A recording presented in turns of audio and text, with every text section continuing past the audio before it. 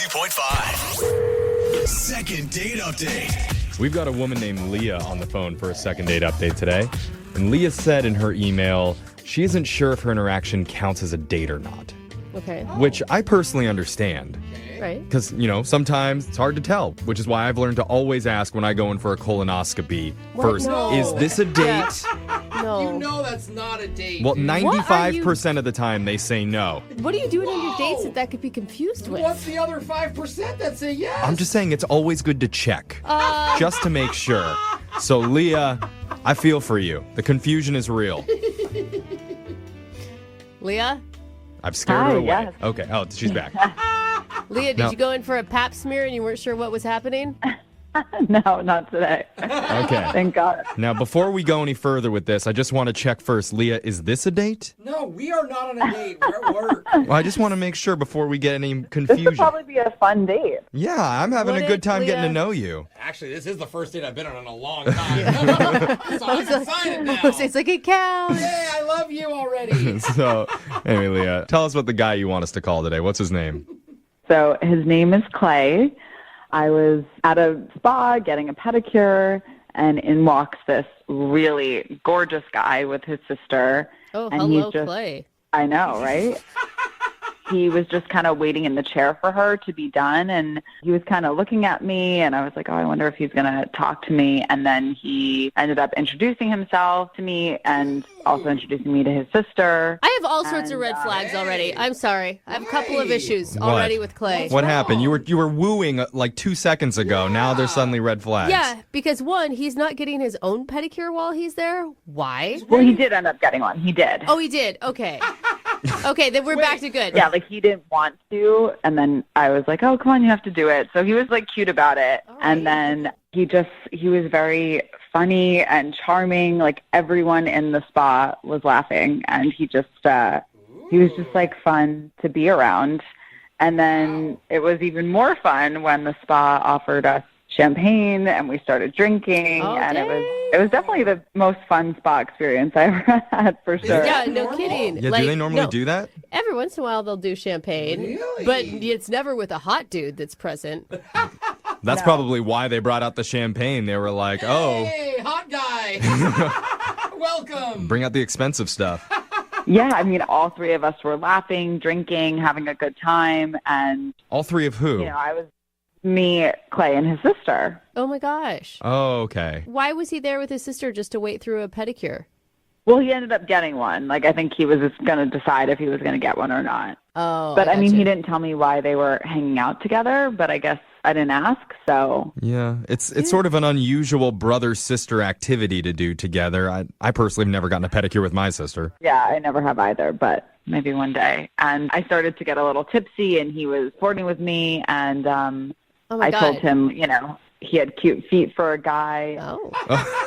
So then after he asked me to go to a cafe to get coffee around the corner, and I was like hoping the sister would leave, but she never did. And it was just kind of like weird having her there, which is why I'm saying it was kind of a date, but not really. I like how you invited yourself on the brother-sister outing, but it's you that's annoyed with the No, sister. they invited me for coffee. They invited me. No, I know. I'm just saying, like, you went on their hangout time, and you were annoyed that she was there. Yeah, I was. So how did coffee go? Coffee was good, but, I kind of wanted to just get to know him one-on-one. And then, we exchanged numbers, and him and I have been texting for like almost a month, but Holy cow. he has yet to ask me out. Wait, you've been texting for almost a month, and you haven't gone out again? Yep. What kind of texting are you guys doing? Is it just very casual texting, or is it still flirty texting? I mean, definitely a little flirty, but he just hasn't, taken any initiative to see me or whatever, so I'm, very confused. Like, it's just, I don't know if his sister said something to him, but it's just, a weird situation, so I just... Well, let me ask this. Are you sure that girl that he was with was actually his sister? I assume so. I mean, that's what I was told. I mean, are you sure that's not some sort of weird girlfriend or friend situation that he's in? Anything in this life is possible, so I really don't know. That's why Did they look similar? Did they look like they'd be brother sister? No. they had a similar look. I mean, Okay. I've been- Did you ask to check their driver's licenses? Oh my God, Jeffrey. I think you guys are missing the bigger issue. What probably happened is the sister doesn't like you. You're getting shut down, man. that's possible too. Yeah. Is it an older sister? Because older sisters, scary. Yeah. I don't know. Actually. See, this is why you got to check the driver's licenses to know the age, the names. I mean, it did cross my mind that maybe she was tagging along to see if I was worth it for him, but I don't know. Did you have any awkward interactions with her? No, she was fun. Okay. I mean, Yeah. I felt like she was protective of her brother, but she was fun. Yeah, the three-way kiss was totally natural. Nothing awkward about it. All right. Why do you think he's not committing to a date? I really don't know. Well, Clueless. maybe we should give him a call and try and figure out the reason why then. Yes, let's Like, do yeah, it. Okay. That's the entire point of me That's- calling. That's what Thank we're you, doing Jeffrey. here, isn't it? Yes. Okay, so I'm going to play a song. We'll come back, and then we'll call Clay for you and get to the bottom of this brother-sister mystery. Well, I think there's only one appropriate way to recap what we just heard in the first part of today's second date update. Okay. Oh, okay.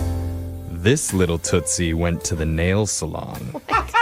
This little Tootsie had champagne. Oh. This little Tootsie met a hot guy. Oh, hello, little Tootsie. This little Tootsie batted her eyes flirtatiously at him. And then this little Tootsie went wee, wee, wee all the way to the radio station to ask for a second date update. I remember that childhood part. That's Yeah. exactly how it goes. Yeah. Yep. If you're just tuning in, one of our listeners, Leah, met a guy named Clay while they were both getting pedicures. Afterwards, they grabbed coffee together. But it was a little weird because Clay's sister was also there for the whole experience. So it's not really clear if it was a date or just a hangout or what it was.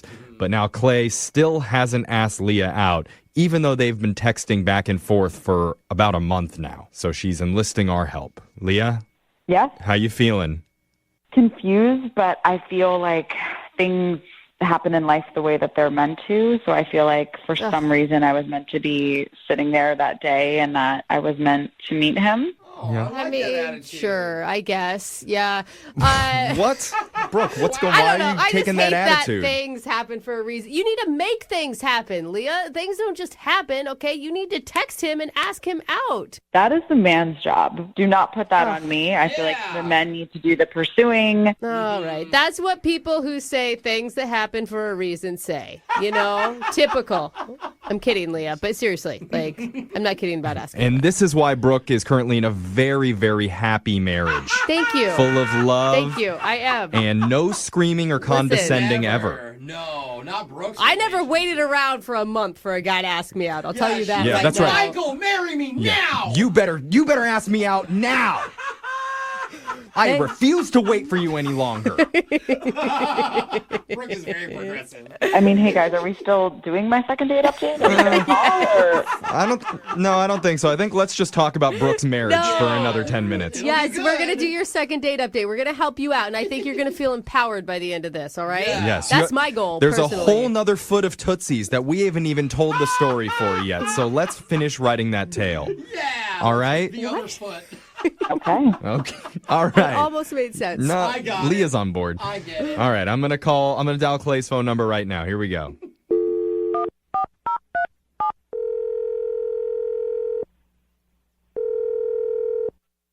Hello, Hi, can I speak to Clay, please? this is he. Hi, Clay. My name's Jeffrey from the radio show Brooke and Jeffrey in the Morning. You have a moment to talk with us? Okay. Great. All right. We're doing a segment on our show called a second date update. Have you ever heard of something like that before? I think so. Cool. Okay. Well, just to refresh your memory, it's where if you go out on a date with someone and afterwards, if the other person isn't calling you back, you can reach out to us and we'll call that person for you to try and figure out the reason why. Okay. So we got an email from a woman who's interested in reaching out to you, and her name is Leah. Oh my God. Was that a good, oh my Wait, God, like yeah. you're excited? It sounded like you're kind of excited. Well, I know what you're talking about. Okay. That's good. So Leah says that since you guys first met, you've been texting back and forth for a month, and she's wondering why no date has happened between you guys yet.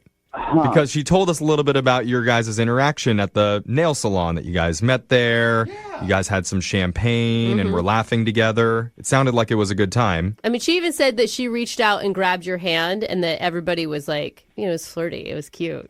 Yeah, I mean, that's pretty much what happened. Yeah, we were there. We had a good time. Well, I know that's what happened. I just told you. I'm saying, how did you feel about it? How'd you feel about her? Oh, she's cool. What? Yeah, she's great. That is a terrible response. I'm going to tell you. Like, she's cool. Like, she's cool. You want to date her? Or like, yeah, whatever. No, I'm saying she's great. Leah's great. Then why haven't you asked her out? I mean, I will say, to be fair, Clay, I asked her the same thing. Like, why have you two been talking for a month and neither one of you have asked the other person out on a date? I'm not sure exactly. I mean, it's a little complicated. Oh, Like her? are you in a relationship? I mean, kind of. Dude, that was not his sister then. Yeah. Kind of okay. is a worse response. So Leah told us that the woman that you were with that day, you said that was your sister. Was that a lie? No, that's my sister, yeah. Oh. Well, that makes that relationship really weird if you're dating her then. No, Jim, Maybe I we shouldn't think- be calling no, you. that's not who he's dating. Clay, who are you hanging out with? Well, we ended up getting coffee, like me and Leah, which was great. She told us And about then- that. Yeah. Yeah, that was cool. And then what happened was that afterwards, my sister and me went back to the nail salon. She wanted to, like, make an appointment or something, and I ended up talking to the receptionist, and then ended up, like, going out with the receptionist. What? The receptionist Wait. at the nail salon? Yeah. Oh my God, every woman in that salon was trying to get in your pants that day. Are you kidding me? Well, I don't know about that. I just know I hooked up with the receptionist. Oh my God. Oh, my You God. hooked up No with her? wonder you guys got free champagne that day. Dang. Wait, you like hooked up with her that day? Well, like, we went out that night, which she invited me to a party or something, and then, I don't know, we've gone out a few times since, but, like, the complicated part is that it's, like, I mean, I'm not really that into it, but What? I'm getting, like, a 40% discount at the nail salon now. Bro, what do you need a What? discount for at Wait. a nail The salon? thing is, like, after I went to the salon for the first time, I just guess I realized that I'm super into it. Whoa, So wait. wait, You're you're super into pedicures? you're sleeping with the receptionist to get a 40% discount on your pedicures. Well, I mean, you can put it like that. It's a good, like, bonus. So wait, are you even attracted to Leah then? Why are you texting her? Oh, no, Leah's great. I just felt weird because I'm, like, have this thing going with the receptionist now, and, I mean, yeah. So she's just like your back burner plan. No, I mean, I would love to, like, do something, honestly. Well, why haven't you if you want to do something? Well, because, like, I'm kind of, like, tied up with the situation, so... Uh, Come on, Clay. I You just will go every say, day? this comes off really shady. I'm just telling you guys the truth. What do you want from me? Well, well, why don't you tell her? Why don't you tell Leah? You've been talking to her for a month. she has been listening on the other line and heard everything that you said, Clay. What? Yeah. Leah, you there? I'm here. Oh, hey. I don't know what to say. I told you, Oh, you said it was a little enough. Don't worry. You said complicated, but plenty. I would like to go out again. What? What a coincidence. I would rather go out with my brother. Oh, Okay, wait. no. I mean, Yeah. Leah, what are you mad about? Because he's not. I'm not even mad. I just think he's weird. And it's just like, it's just too much. But he's wanted by many, many women. Like, maybe you have a weird foot fetish. Like, it's just, Whoa. Was that his first time? That's a big jump there, Leah. Maybe he has just a real big like for discounts. I mean, I understand that. He's got a money fetish. yeah, or you're cheap. I mean, I don't know. It's too much. Oh. I don't appreciate you, like, saying all this about me because, I mean, I'm happy that I found something that I'm into. You don't know me that well, and this is, like, it's pretty Oh, I cool. I'm I agree. Yep, definitely agree with that. What do you agree with? That I definitely don't know him very well, and I think I know enough now, so I'm good. Oh, man. But Why are you giving up on him?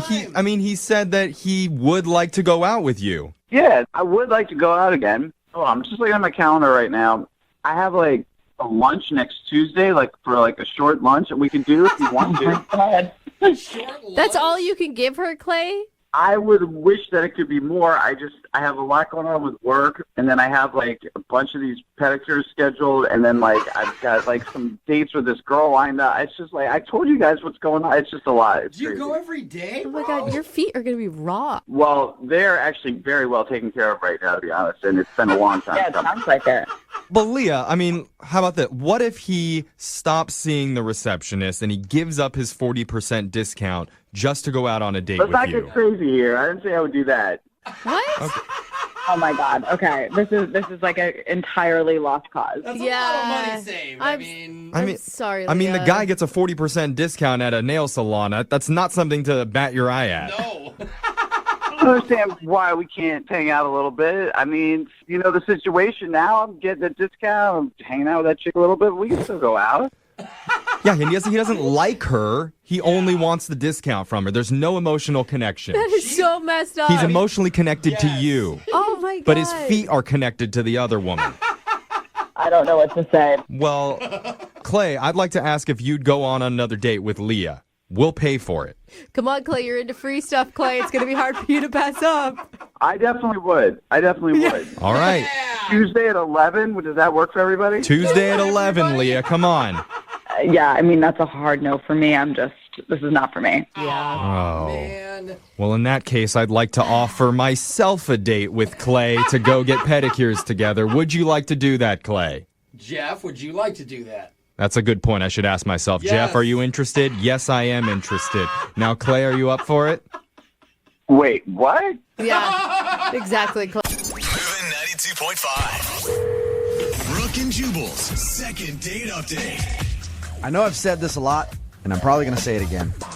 But today's second date update is one of the weirdest first date stories I've ever heard. How do they keep getting more strange? Yeah. And this one is not like crazy, like nothing, oh my God, wild happened. Just the dynamic of it is really weird. Ethan is on the phone with us right now. He wants to call Callie. Apparently they met in a language class. Ooh. What's up, Ethan? How are you? Hey guys, how's it going? Good. What sort of language were you learning when you met Callie? Spanish. Nice. Cali is caliente. No? Get it? She's hot? All right. I don't know if they got to that chapter yet. I wasn't a good student. Oh, okay. Yeah, he's like, I don't even know what that means. So you met this girl in your language class. What'd you like about her? Just she had great eyes, you know, that kind of just like draw you in. She had a real kind of kind spirit too. Like she seemed like she was real just sweet. Did it take you back to high school where you tried to position yourself next to her at the start of every class? There was a weird disconnect where I was like back in this kind of awkward high school-esque crush. Yeah. You're like walking in there, finding someone who's weaker than you, shoving them over and stealing their seat just to show her that you can dominate somebody else. It was nice. I put some weight on since high school, so I was actually able to be a bully. Yeah, you're bullying people, stealing people's lunch money. Did you try to impress her with your language skills in the Spanish class? You know, the play I was kind of making was the sort of lost boyish type thing. I mean, because I was actually not good at the Spanish. Right. So I was trying to, you know, like cozy up to her for some notes maybe or some tutoring sessions. something along those lines. You know, just anything to kind of get to talk to her. When you asked her out, did you ask her out in English or Spanish? I'm hoping it was Spanish. That would have been really smooth. Yeah, she's like, you want me to take my pants off right now, you pervert? No. I meant will you go out with me? So she obviously agreed to go out with you. What happened on your date? We basically agreed to go hang out on the weekend, spend some time together, and then when I get to her house, she comes to the door looking adorable, as she is, and she says, hey, I'm playing video games with a friend. Do you just want to come in here and chill with us for a bit? And your first thought is like, oh yeah, I'll come hang out with you and your friend. Wait, A couple of girls playing video games. Actually, to be honest, my first initial thought was like, oh, I thought it was just going to be us today, you know, but like, this is fine. And then my head definitely went to where your head just went. Like, I was like, this is going to happen. Yeah. Nice. You're like, this date suddenly got really good right off the bat. I'm guessing video games was not code word for anything. No, video games was not a code word for like sex or menage. It was more just like, hey, let's have video games with this dude. Ah, there it is. So there was some guy at her house that she's playing video games with. She invited you in to play video games with him. Right. So even if it is a three-way, it's like the worst kind. Who was he? she just keeps calling him her friend. No first name, just my friend? Well, no, his name was David. Oh, okay. But she's just really casual with him, and they're just kind of sitting there, kind of like it's like a Saturday morning, like, I like video games. It's fun. So we played for a while, and then she's like, we should go bowling. And so I'm like, okay, her and I are going to have some time together. I can do the whole, like, I'll show you how to throw the ball thing. And he just comes out and gets in my car. What? So you spent your whole first date with her and another guy. Yeah, and I drove us to the bowling alley, and on top of that, I paid for the rentals of the shoes and the pizza. You paid for him too? Wow. Yeah, I paid for both of them. I paid for the entire day. So you How took did they sucker you into that? you took a couple out on a date, is what it sounds like. So nice of you, Ethan. Yeah. At any moment during your date with the both of them, did you feel like maybe they were actually hoping that it could lead to some sort of menage between you guys? Oh, like maybe they are a couple and they were trying to have you join in the fun. I definitely had this paranoid thought in my head the whole time, like, oh my gosh, I'm going to have to sleep with him to sleep with her. And did it end that way? It did not end that way. Oh, Basically, I was like, she kind of at some abrupt point, she was just like, let's just go home. And I was like, okay. And she's like, yeah, do you mind dropping us off? So Jeez. I definitely dropped him back off at her place with her, and then I left. And you actually want another date with her? I kind of just want to find out what's going on. Yeah. Because I really, she's cute, and she seems great. And class is over now, so I'm not going to really have the opportunity to run into her anymore, So I just kind of like to figure out what she's at. It's her more head's at on this. it's more just like an unsolved mystery of who this guy was. Yeah. Kind of a Robert Stack situation, yeah. And it wasn't a roommate. We know that for sure. She never really said, and I honestly was a little too bashful to kind of just come right out and be like, hey, guys, what's the situation here? Yeah. And maybe in hindsight, I should have been way more upfront. All right. Right. Well, we'll play a song, come back, call her, get your second date update, maybe find out who this mystery man is that you shared a lovely evening with. All right. We'll play a song, come back, and get your second date update, okay? All right. Hang on. Moving 92.5. Brooke and Jubal in the mornings. Second date update. Just heard about one of the strangest first date experiences ever from Ethan, who's on the phone, about to do a second date update right now. And I've been trying to put myself in his situation. He met up with a girl at her house. When he showed up, there was another guy there. They were playing video games. She invited him in to play video games with them. They played video games for a while. Then she finally said, let's go bowling. And he thought, sweet. Now we get to leave and go bowling so I can spend time with this girl by myself. Her friend came along with them. He spent the entire evening hanging out with her and another dude, even paid for everything. So he basically took a couple on a date. Ethan, I was trying to figure out, I was like, if I was in your situation, what would I do? Part of me wants to think that I would be like, this is ridiculous, I'm leaving. But I think I would have done the same thing you did. I'd be so confused by it that I would just stay and ride the whole evening out, Just see what happens. trying to figure out what the situation is. I wouldn't know what to do. Yeah, it's like a series of little things that lead you to the next situation, and before too long, you've spent all evening. Yeah, and the whole time you're sitting there like, okay, should I just leave this? But I can't leave because she might like me, and this might be like her buddy, but then it kind of seems like she likes a dude. And oh, by the way, I'm paying for everything. This is kind of bull. But, like, I don't know. I think I would have stayed the whole time, too. So we're about to call Callie and find out who the dude is, first of all, because I want to really know who that is. And if Jubal's theory is right, and maybe they were looking for a really good time with you, are you still down? If I can get in first and then just find an excuse to leave. Yeah, you'll do a three-way with them as long as you can be first and then leave before the thing is over. All right. Yeah, that's what I said, too. I was like, maybe they're a swinger couple, and she invited you over hoping that would lead to something, and How then you weren't cool. picking up on cues. I mean, I've never encountered that particular situation before, so I don't know that I would know the cues. I hope not. All right, I'm gonna dial this phone number right now, see if we can get her on the phone and find out who this mystery man is.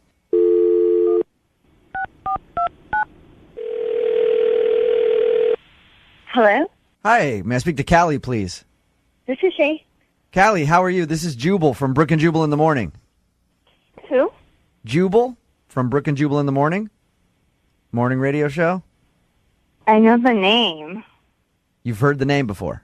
No, I know your name. I know who you are. Okay, sweet. Well, Why are you calling me? What's going on? I'm calling you because you recently went out with one of our listeners. You went out with a guy named Ethan a little while ago. Do you remember meeting Ethan in your language class? No.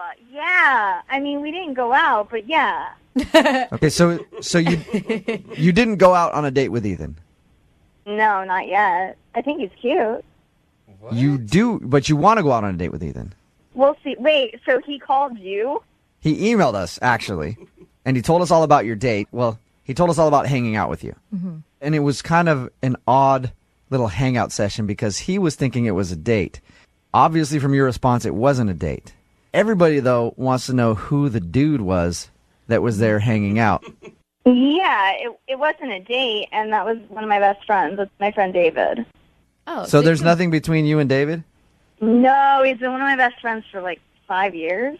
Really? So when he asked you to hang out, you just thought it was just for fun and that you guys were hanging out and your best friend could hang out too? Yeah, no, he just asked if we could hang out, so I invited him over. So he came over and hung out with us, and then we all went bowling, and I mean, they hung out, they were cool, which was good. I mean, that's really important. Yeah, totally. So you're not a swinger? And there's that. No, why? Oh, man. Callie, that was my theory, was that the dude was over there on purpose, and you were hoping that he and Ethan could get to know each other very well with you. No? Wait, who said that? I said that. Oh, okay. And I'm wrong? You're not a swinger? No, I'm definitely not a swinger, but I know some if you want me to give him your number. All right, well, maybe we can talk later, Callie. Not right now. But you can see why I would ask the question, though. It's kind of weird when a guy says, hey, let's hang out, and you're like, sure, come over, and then you come over, and there's another dude there who continues to follow you throughout the night. He pays for everything. It's like Follow me, like that's my friend. We invited Ethan to come out with us. I don't understand what's going on right now. Like this call is weird. Well, but Ethan thought it was, well, I understand the call is weird. Thank you, by the way, for staying on the phone with us and not hanging up. I appreciate that. But Ethan thought he was going. You guys are cool. I'm just trying to get a handle on what's going on. Well, Ethan thought you were going on a date. And Ethan thought he was really clear that it was obvious he was interested in you. No, I know he's interested in me. It is obvious, but I just met the guy, so obviously I'm just going to get to know him. It's important to be friends first. Like, I'm not just going to go date some random guy. Yeah, you should tell Ethan that. That's what I think. I haven't talked to him. I mean, I guess I will when I see him. He hasn't called. Callie, why don't we change the fact that you haven't talked to him? Because he's actually on the other line right now. What? Hola. Oh. Hey, Callie, how's it going? I'm not sure right now. Like, I just was a little, I could not figure out what you were thinking because when I asked you if you wanted to hang out, and I know I should have said date, but I thought your response was like you were interested in me, and I show up, and then there's this guy there, David, who's like, I guess he's a nice guy, but I don't know, and mainly the fact that I had to pay for everything is like so. Wait a second. Why annoying does to this me. keep up about you having to pay for stuff? Like, you offered to pay. Did I tell you to pay? No. You were busy bowling and eating nachos and shoes that someone else, rented. It's just You're being weird. Like, if you wanted to know what I was thinking, why didn't you just ask me? I actually was interested in you, but you totally just ruined it. I know you think that I'm being a weirdo, but if being a weirdo can save me about, $40 to $50 every time I see you, I guess that's good. Wow. You're so cheap. Hey, Callie? I don't even know what to say right now because I was interested in you, and now you're just being immature. Well, I guess since I'm immature, it's okay for me to go ahead and say that you're being a gold-digging b****. Wow, this deteriorated fast, didn't it? I'm sorry that $40 is a lot of money for you. Like, if it was, you shouldn't have offered to pay. Like, it's in such bad taste to then, come back later and talk about something that you paid for. It's pathetic. But Callie, I feel like you used Ethan to take you and your friend out for a good time. I don't think It's so. what it sounds like to me. No. If you let him No, you're pay not for listening. everything. I actually was interested in him Okay. before this call. Did you ever offer to pay at all, or did he just go the whole time? Was Ethan like, "Oh, I'll take care of it. It's cool. I'm a cool guy. I'm Ethan. I'll just pay." I don't know. My grandma. 92.5. Brooke and Jubal's second date update. I know I've said this a lot, and I'm probably going to say it again. But today's second date update is one of the weirdest first date stories I've ever heard. How do they keep getting more strange? Yeah. And this one is not like crazy, like nothing, oh my God, wild happened. Just the dynamic of it is really weird. Ethan is on the phone with us right now. He wants to call Callie. Apparently they met in a language class. Ooh. What's up, Ethan? How are you? Hey guys, how's it going? Good. What sort of language were you learning when you met Callie? Spanish. Nice. Cali is caliente. No? Get it? She's hot? All right. I don't know if they got to that chapter yet. I wasn't a good student. Oh, okay. Yeah, he's like, I don't even know what that means. So you met this girl in your language class. What'd you like about her? Just she had great eyes, the kind of just like draw you in. She had a real kind of kind spirit too. Like she seemed like she was real just sweet. Did it take you back to high school where you tried to position yourself next to her at the start of every class? There was a weird disconnect where I was like back in this kind of awkward high school-esque crush. Yeah. You're like walking in there, finding someone who's weaker than you, shoving them over and stealing their seat just to show her that you can dominate somebody else. It was nice. I put some weight on since high school, so I was actually able to be a bully. Yeah, you're bullying people, stealing people's lunch money. Did you try to impress her with your language skills in the Spanish class? The play. Moving 92.5. Brooke and Jubal's second date update. Where is the best place any of you can think of to meet somebody to go on a date? Gosh. Facebook. Facebook? All right, we knew that, Jose.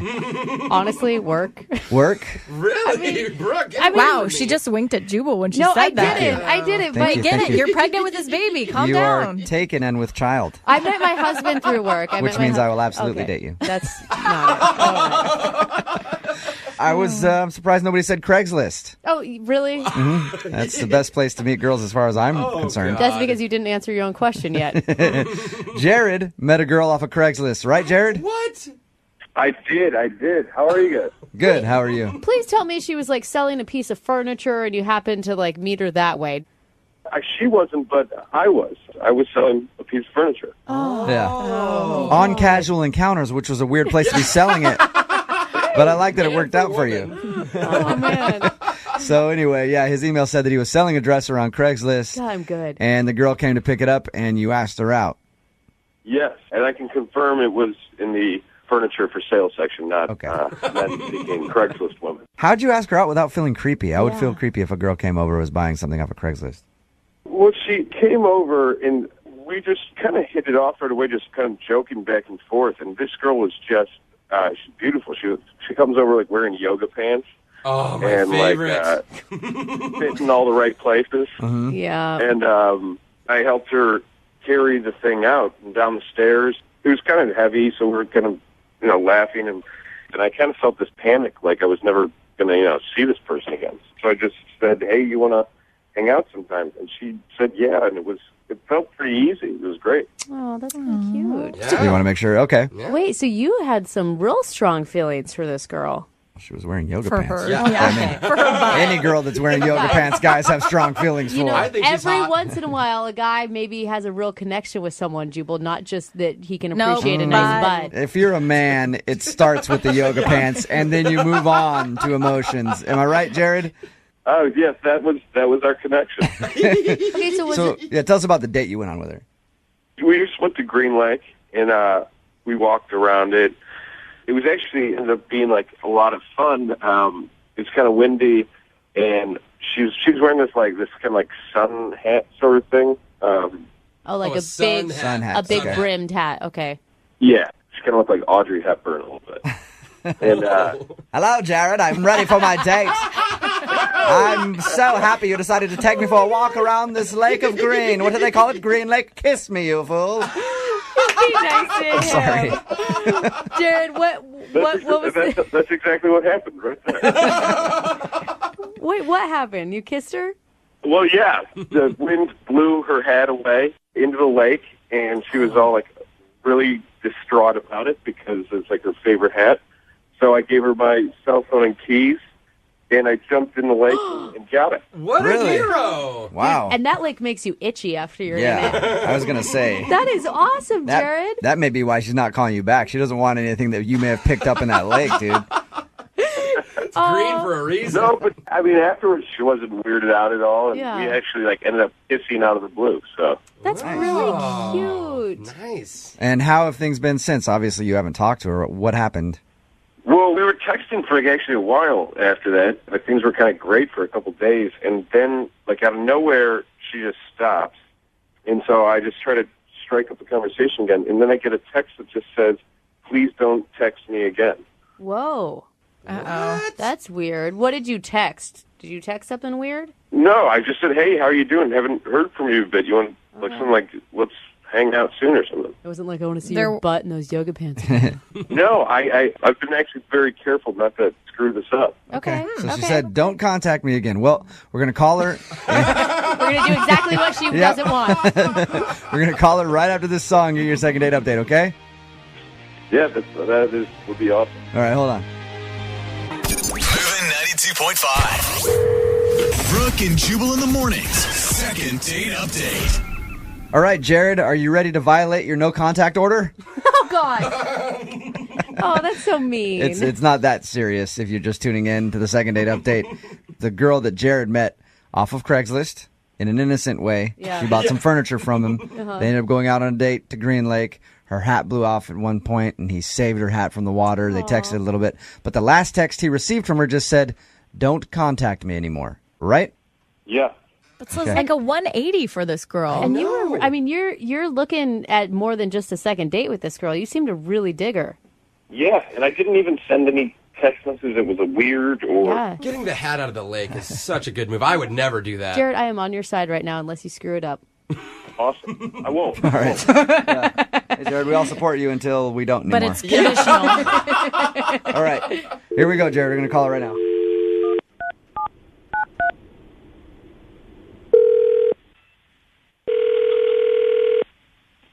Hello, this is Allison. Hey, Allison, how are you? Hi, who's this? This is Jubal from Brooke and Jubal in the Morning. I'm moving 92.5. The radio station? Yep. I am the radio station. That's not. Oh, gosh, she's already giggling. Did I win something? No, you didn't. Are you familiar with our morning show? Yeah. Okay. Which would be me, Brooke, Lydia, and Jose? Yeah, I occasionally listen to it. Occasionally. Okay. Hi, Allison. Hi, guys. What's going on? Have you ever heard the second date update? Yeah. Okay, well, what if I told you that somebody did a second date update about you? Who?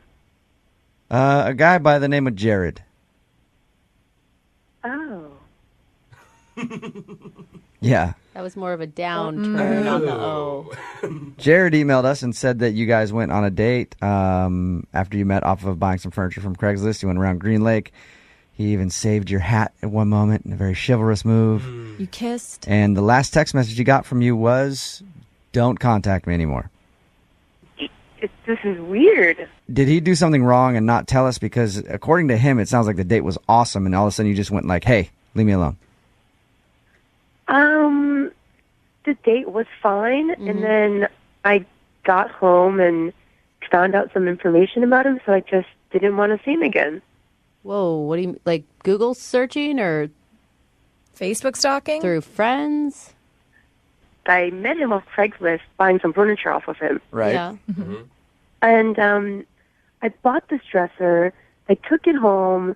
We had this date, and then I was rearranging some furniture in my house, and I saw the back of this dresser, and there was something written on it, and it said Jared and Kate Carson. Oh, like So when I saw that name on the back of the dresser, I don't know, I just got paranoid. I was like, I don't know if he's married or not, so I kind of did something drastic that, I don't know, maybe I shouldn't have done. What'd you do? I went down to the courthouse, and I requested some information about him. You went all the way down to the courthouse instead of just asking him? God, that's genius. I should have done The that a courthouse long is not time that far from my house, and we've only gone on one date, so how awkward is that? Yeah, you can't talk. I mean, I'm with you on that one. You couldn't send him like a jokey text message like, "Hey, who's this one?" written on the back of your dresser. Ha ha. I don't know. We've only been on one date. What did you find out? So he's been married 3 times. Oh, wow. Yeah, All right. and the last one he was married to, they're still married. What? Oh, he hasn't maybe. Well, Wait, Allison. Allison, that's Jared on the phone. He's been listening this whole time. I should have told you that. You forgot. Oops. Hey, Oh, my God. so that is not at all what it seems like. I'm currently 2 weeks away from finalizing the divorce. She's already in another relationship. I'm not really married right now. But you're still married and you didn't tell me that. Don't you think you should have told me that on the first date?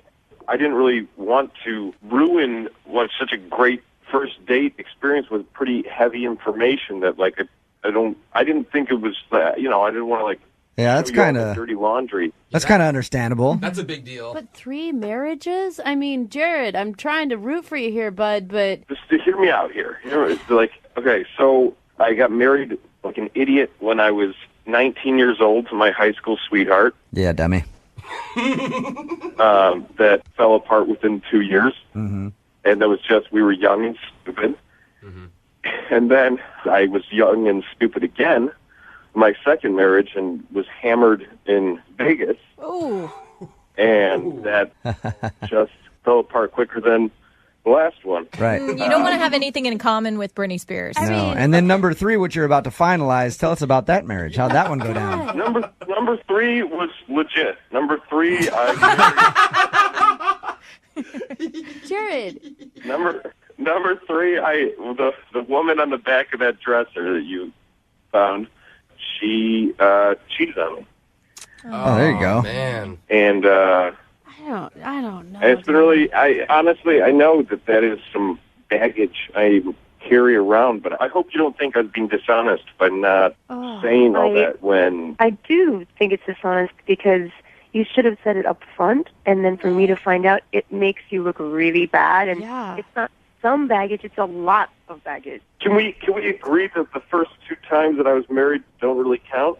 I'll agree with you on that. Yeah, you got my back on that But one. you didn't learn the first time. The second time, you should have learned your lesson. Yeah, 3 Allison- times, But shame the on first me. 2 was a high school sweetheart, whatever. And then in Vegas, that happens. And then the third one, he actually liked her and she cheated on him. That So happens. he was really only married once, in my opinion. Allison, can I ask? I mean, obviously, you really like this guy on the first date. If you would go down to the courthouse and like investigate him, Mm-hmm. Yeah, I did like him, but I also was completely turned off once I found out all that information. Yeah, but now knowing what you know, and if you want to go out with him again and have him talk to you more about his history, and if he can prove to you that he's really 2 years out of his marriage and it ended like it did, and he's really a good guy that just wants to get to know you, would you go out on a second date with him? We will pay for you to go out with him again. I really like you, and it's been hard for me to move on this past year. You're one of the first girls that I've seen that actually made me feel like I wanted to move on.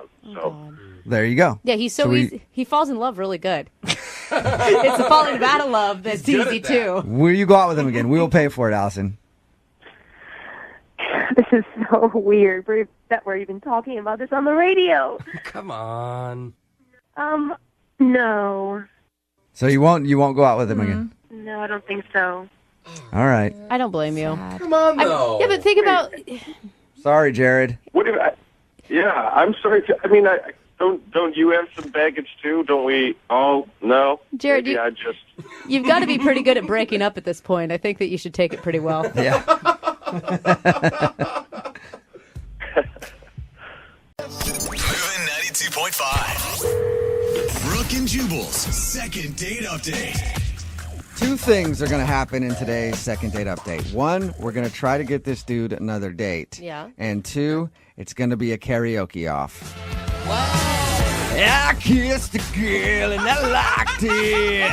She was wearing some chappy chapstick. I kissed a girl, she was digging it. Hey everybody, check out my MySpace page. Oh my God, is that really your go-to song? Because it changes the meaning of that song a lot when you sing That it. is my go-to song, and I post all of my karaoke songs on my MySpace page. Okay, and they're all Katy Perry for some reason. Yes, they are.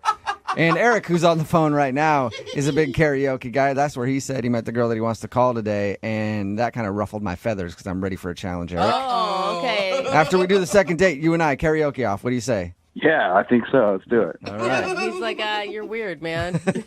What's your go-to karaoke song? You know, I sing a lot of stuff, but like if I really want to impress people, I do Born to Run. That's my go-to. Born to Run. Okay. Oh, yeah. Is that what you sang the night that you met the woman in question? You know, it is. I actually just sung Born to Run, and her name's Anna. Uh-huh. She came and sat down at my table with like me and my guys. Oh, I was thinking maybe she threw her panties at the stage. That's what I get when I sing. Chicks take off their undies and throw them at me. It's so competing. That's weird. So Anna heard you sing and came and sat down with you guys? Yeah, she did. You know, if you can nail karaoke, it's all the work you have to do. They come to you. You know? Oh, really? You're like a bona fide celebrity at that point. That's all you need to do. So is this a situation where you're not getting a call back, or did you guys actually end up going out on a date? Well, both kind of. So we were talking, and she was like, "You want to get out of here?" So I was like, "Yeah, let's get out of here." And we went to like a quieter bar so we could just talk. Okay. Right? Like I left my guys, and it was just the two of us.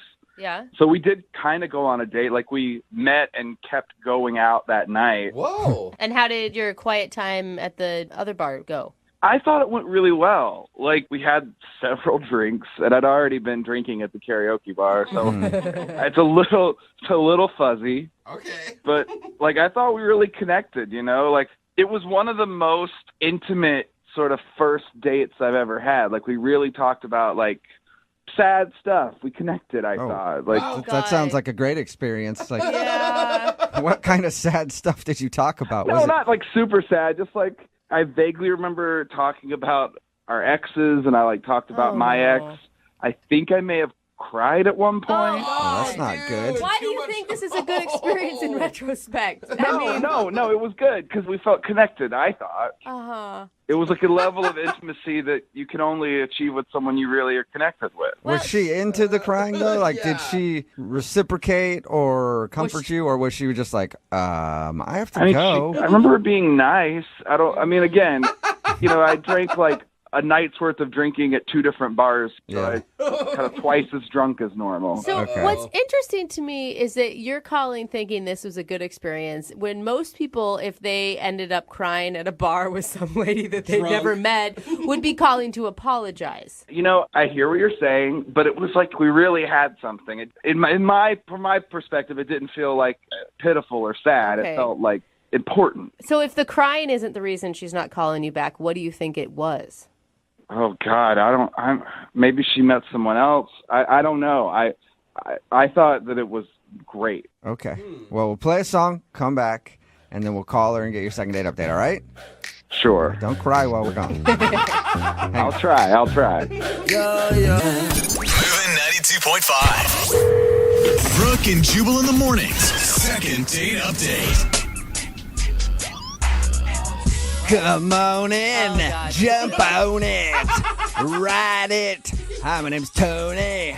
My saddle's waiting. What's up?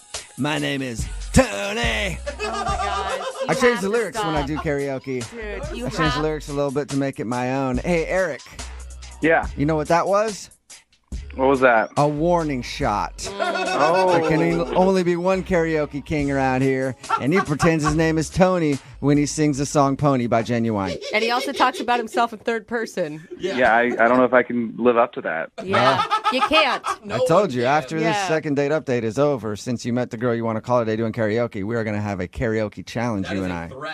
I'm shaking in my boots. I'm so scared. You don't have to tell me that, Eric. I can hear the fear in your voice. Jubal, he doesn't want to compete with you. He just wants to get a second date with this girl. Because he's heard my abilities. Yeah, that's what it is. Let me just refresh everybody's memory before we make the phone call. Eric met Anna at karaoke. They ended up hanging out at a couple different bars that night. He's really confused why she's not calling back because he thought they had a great connection. He does say that he cried while they were hanging out, and they talked about their exes, which usually doesn't make for a good experience, but he swears that they really connected, and it was much deeper than we're thinking. And I never heard, what was the last thing you guys said to each other? Oh, God. I know you were drunk, but... I was super drunk. From what I remember, we walked out the bar. I turned right. She turned left because I mean we weren't going home together, so I was like, that's normal. But then I was like, wait, because I wanted to kiss her, and then I don't think she heard me. She just kept walking. Oh. That Okay. sounds Or she did awkward. hear you Yeah. She started and running. kept walking. Yeah. All right. I'm going to dial her phone number right now, okay? Sure, yeah, let's do it. Okay.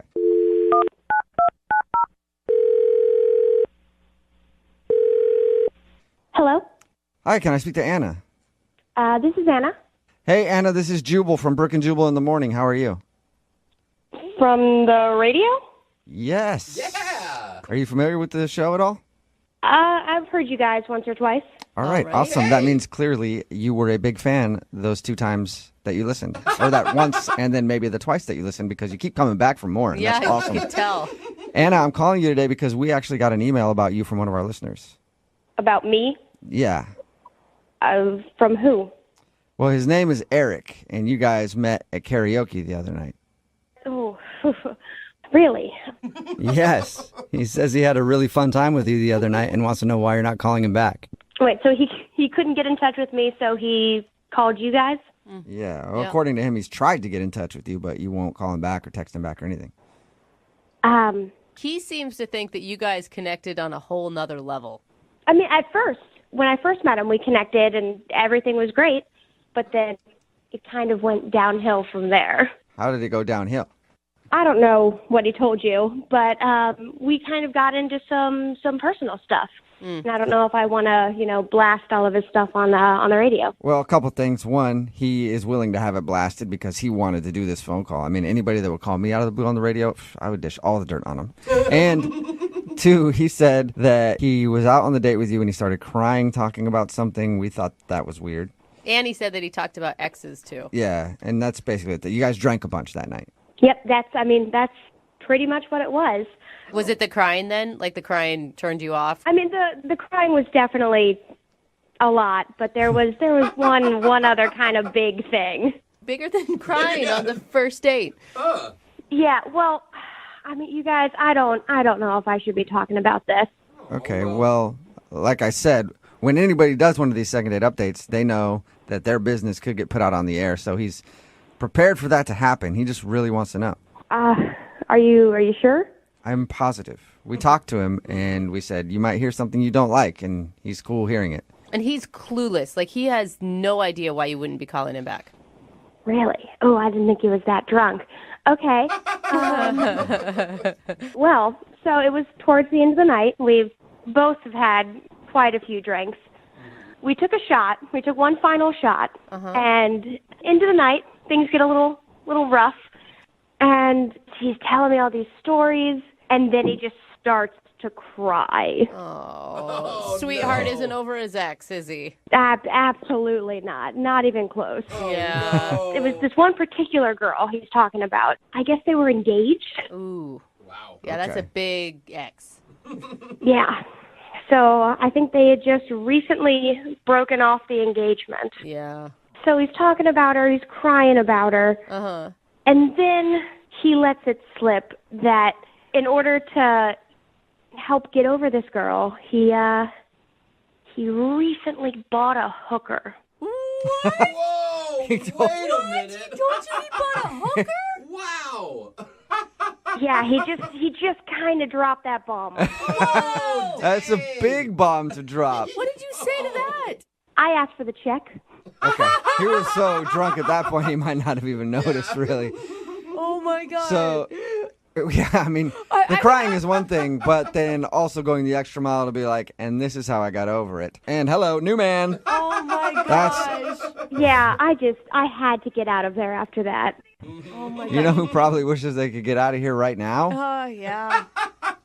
Who? Eric, because he's actually on the other line listening and wants to talk to you. Are you serious? Yeah. Eric? Hey, Anna, how you doing? Listen, I was joking. Uh-huh. I really, as you were sobbing into your drink, I really don't think you were joking. All right, look, I don't remember telling you this. I'm gonna be honest. Maybe I wasn't joking, but It needs to be destigmatized, and I think that's really the what we learn from this. No, Eric, that's not the route Is you're that going to what take we're on learning? this one. No, sex work, it's not a moral issue right now. It's a culture thing. Yeah. Maybe that's not a first date thing to admit. I don't think I did anything wrong. Eric, you told me in the first couple hours that you had recently slept with a prostitute. I thought we were connecting. I just felt comfortable with you. What? There are some things that you don't share with strangers, connection or not. Yeah. We just met. I was drunk. People say things when they're drunk. It doesn't mean that that's the way they are all the time. You're not buying prostitutes left and right, okay? It's just a one-off. It's not like you made a bad joke. You told her about a real-life situation where you hired a prostitute. Just one time. But here's the thing, Eric. Right now, you don't sound still even real regretful or embarrassed by the fact. I don't really know what to say. I'm sorry that I overshared. I'm not sorry about my private life choices. I'm sorry I made that your business. Eric. But you know what? Now you know me. Now you know who I am. You know all my secrets. And now you know if you go out with him and break up with him, he'll be all right. Well, no, I want you to come. I just want you to know, Anna, that I like you. I like you a lot, but I also want you to accept me for who I am. Hey, Wait, that's some wait. brutal honesty. Oh, come on, Anna. but buying a hooker is part of who you are? Is that what you're saying right now? It's a choice I made once. So, yeah, it's part of you. Officially, forever, you are a man who has enjoyed the company of a prostitute. And that's okay if you're not ashamed of it. Isn't a lot of sex transactional? Why is this the line, Anna? I mean, come on.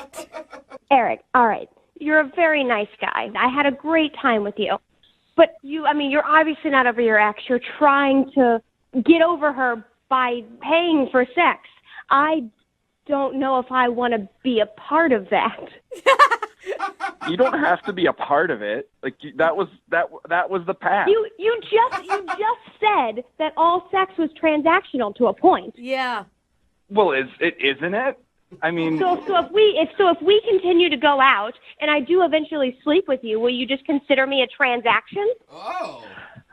not you. Oh, right. You just backed yourself into a corner, man, Eric. Hey, Anna, would you like to go out with Eric one more time? We will pay for a second date. Eric, I think you need to take some time to work on yourself. Yeah. And then maybe we'll run into each other at karaoke again sometime down the line. Oh. How about I just give you a week and then you can call me give me like a week. Just a week. You need more than a week. I think you need a little more than a week. Yeah. Couple weeks. Come on, Anna. No, I said no. And if that upsets you, I know something you could do to make yourself feel better. Don't encourage it, There you go, Eric. That's not fair. Don't use that against me. Hiring a prostitute is one of Eric's best qualities, and don't turn his good qualities against him. Fine. All right. Are we done here? Eric, I don't know. Is time up? How long did we have? Brooke and Jubal in the morning. Text in at 78592 says, Eric almost had me until that last part.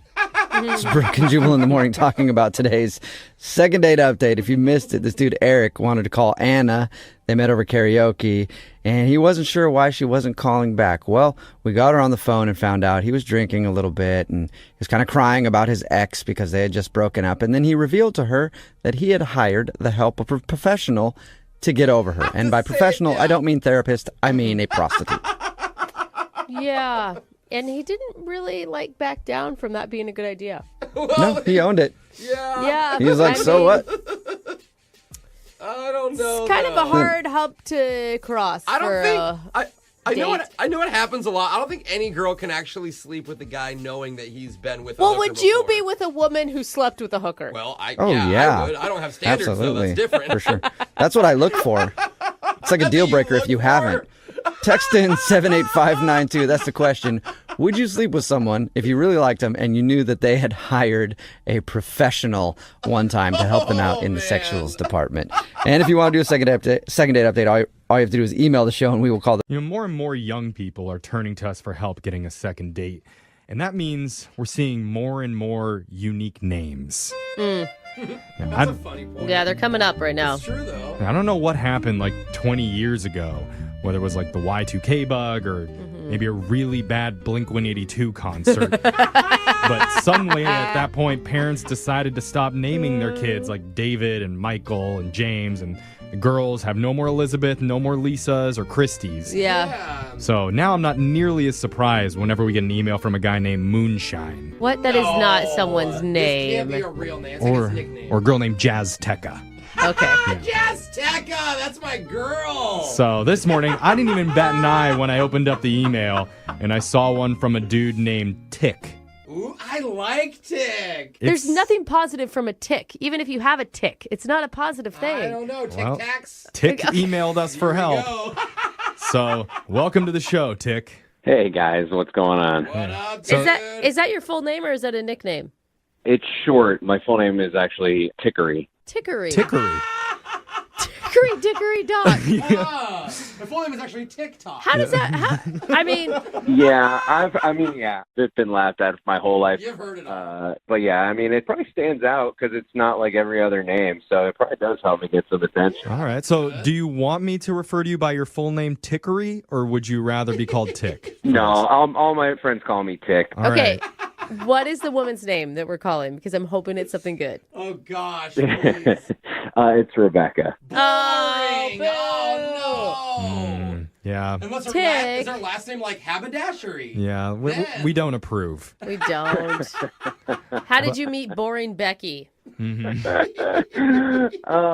met actually. She's a teller at my bank, and I noticed her one day and just thought she was really cute. And so then I kind of started to go and try to work it out so I would get to her window. So I'd like change places in line with people so that I could like get up and see her. And I try to look nice, like, oh, you should go in front of me, you know. So you weren't wearing a ski mask with your hands in your pocket, like being all sketchy in line. I mean, that would be a bad sign in a bank. I hope not. I tried to make it look like it was like, oh, I just happened to come to your window. Right, yeah. That happened, Every you know? single time. That sneaky little it's Tick. so weird.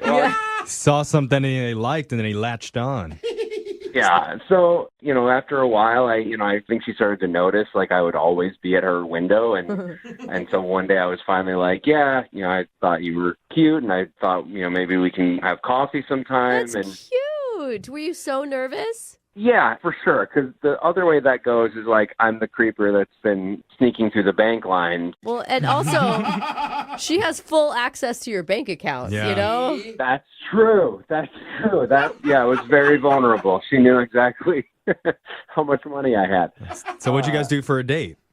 So she was like, I'm going to be on a break right after this. Like, do you want to grab coffee? And so I was like, yeah, sure. So I waited around, and she had just like a quick break, like a 15-minute break where she got to step out, and maybe a little awkward, but like kind of just talking, getting to know each other a little bit. But she had to go back to work, but she was like, yeah, no, this went well. We should continue this another time. And so That's good. It's like a pre-date. Yeah. It's like a pre-date before the date. totally. But yeah, she was like, love to talk more. And so, I asked her to have dinner a couple days later as a Friday night, and she's like, great. And it was awesome. Like, You're saying cute. You haven't even heard what he did. He just said that we got dinner, and you were like, "Oh my God, what a sweetheart! Oh my He God. ate dinner with you. What a But guy!" the follow-through that it actually happened is a big deal these days. The real date. Yeah. You didn't mess up the pre-date. That's the big deal. Yeah, for Okay. real. When you're sober and it's light out. So how did the dinner go?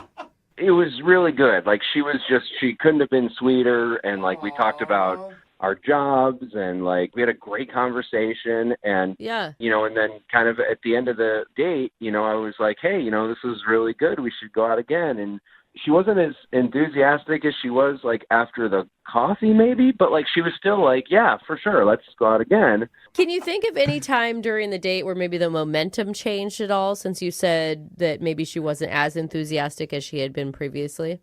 I didn't notice it until, that moment. And so the only thing I could like think of is like when I got home, I noticed that I had like a food stain on my shirt that I was like, I don't know how long it was there. Like, it wasn't huge. Was but it a like old stain, or was it from a dinner stain? It wasn't from something I had. So, it was probably from like early, I probably washed my shirt. It didn't come out, and I just was so nervous getting dressed that I didn't notice it on there. Oh, I hate that. Okay. So maybe she noticed it at the end and saw that and was like, oh, maybe this dude's like not all together. Dude, Like, if women turned down men for stains on their shirt, there would be no human population. Have your finances taken a substantial hit over the last couple days that she may have noticed? no, but I went back to the bank to like just see if she was there, and like I happened to be in line, like ready to get up to her window, like I just was the next person, and like right before I walked up, she put up like the closed window thing. Damn, that is cold. That's brutal. And I don't know if she saw me, but like that's the only interaction I've had is like her putting up the closed window thing, That and that was it. So yeah, That is was- an analogy that was for rough. the dating rejection world. yeah. And for my bank account. Yeah. All right. Well, Tick, we're going to play a song. We'll come back. We'll call Rebecca for you, and we'll try and get you your second date, okay? All right, cool. Thank you, guys. All right, hold on. If you're just tuning in, we've got a guy on the phone named Tick who's a little bit anxious about getting a second date today. You might even call him a nervous Tick. Oh, okay. Oh, yeah. Okay. Yeah, let's see Conan O'Brien make that kind of pun. Challenge extended, Conan. Clock's a tickin'. Woo, I'm on fire. Just another day of quirky radio morning show antics. Okay. Yeah. Let's stop. I can tell you're impressed. Yes. You're tickled. Uh-huh. That's great. Hit the sound for me. Anyway. Hey, he says it. You don't hit the sound when I say it. Okay. Screw the tick jokes then. You're both ticking me off right now. It's not funny. Come on. Let's calm down and get back to this. He just wants a sound. All right. Just want one joke that hits. Well, we have a listener that needs our help. Tick. Tick is actually his name. He went out with a bank teller named Rebecca recently. They had a short coffee date and then another outing where they got dinner together. And Tick thinks it all went great. And according to him, the only weird part that happened is when he got home after dinner, he noticed he had an old food stain on his shirt. Not from that night, from some previous day. He doesn't know when. So he's worried maybe he may have come across looking kind of like a slob. Yeah. So Tick, how you feeling going into this? I'm anxious to hear what she says because, like, I really liked her. Like, she just had this amazing smile and was a genuine person. And I'm nervous. I really feel, Tick, and this isn't, I don't mean to put you in a bad place, but I really feel like this is going to be one of those where it turns out that you're not telling us something or not including some weird detail, because when you went to the bank, she put the close sign on her window. Yeah. Like, she denied you so hard. And if that's all over a stain on your shirt... I mean, I'm thinking about it since it happened and, like, racking my brain. Like, I'm not keeping anything out that I could think of. There's got to be something I missed. All right, well, we're hopefully going to find out what the answer to that is. We're going to dial her phone number right now. You ready to go? Yep, I am. I'm ready. All right, here we go.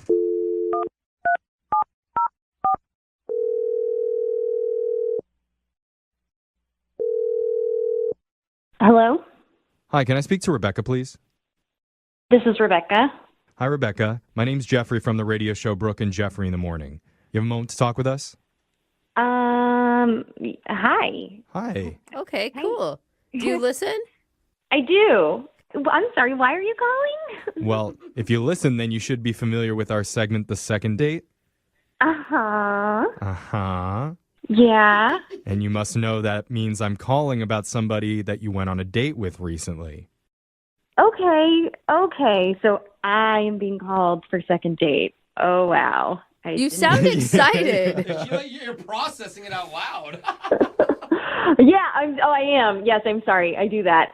Yes, I'm processing this out loud because I didn't think I would ever be called for a second date. So, Yeah. Here it is. And so the guy who emailed us about you, his name is Tick. Oh. Yeah. Sorry, I actually thought it was somebody else. Oh. Okay. You were hoping for somebody else, not Tick. I was hoping it was somebody else. Yeah. Aw. He sounds like such a nice guy, though. We talked to him. He sounds lovely. Yeah, sure. Keep telling yourself that. I mean, he told us about you guys going out to coffee together, and he said you guys had a nice dinner, but he's feeling like the vibe isn't going well on your end. Right. Yeah. Okay. And is there a reason for that? I mean, I don't even know. Like, we went out to coffee. Yeah, he told us about that, and then the dinner. And was he imagining it? Because he said when he went back into the bank after your date, you put up a close sign when he was approaching the front of the line. Did that really? Yeah. I mean, it was just kind of timing-wise.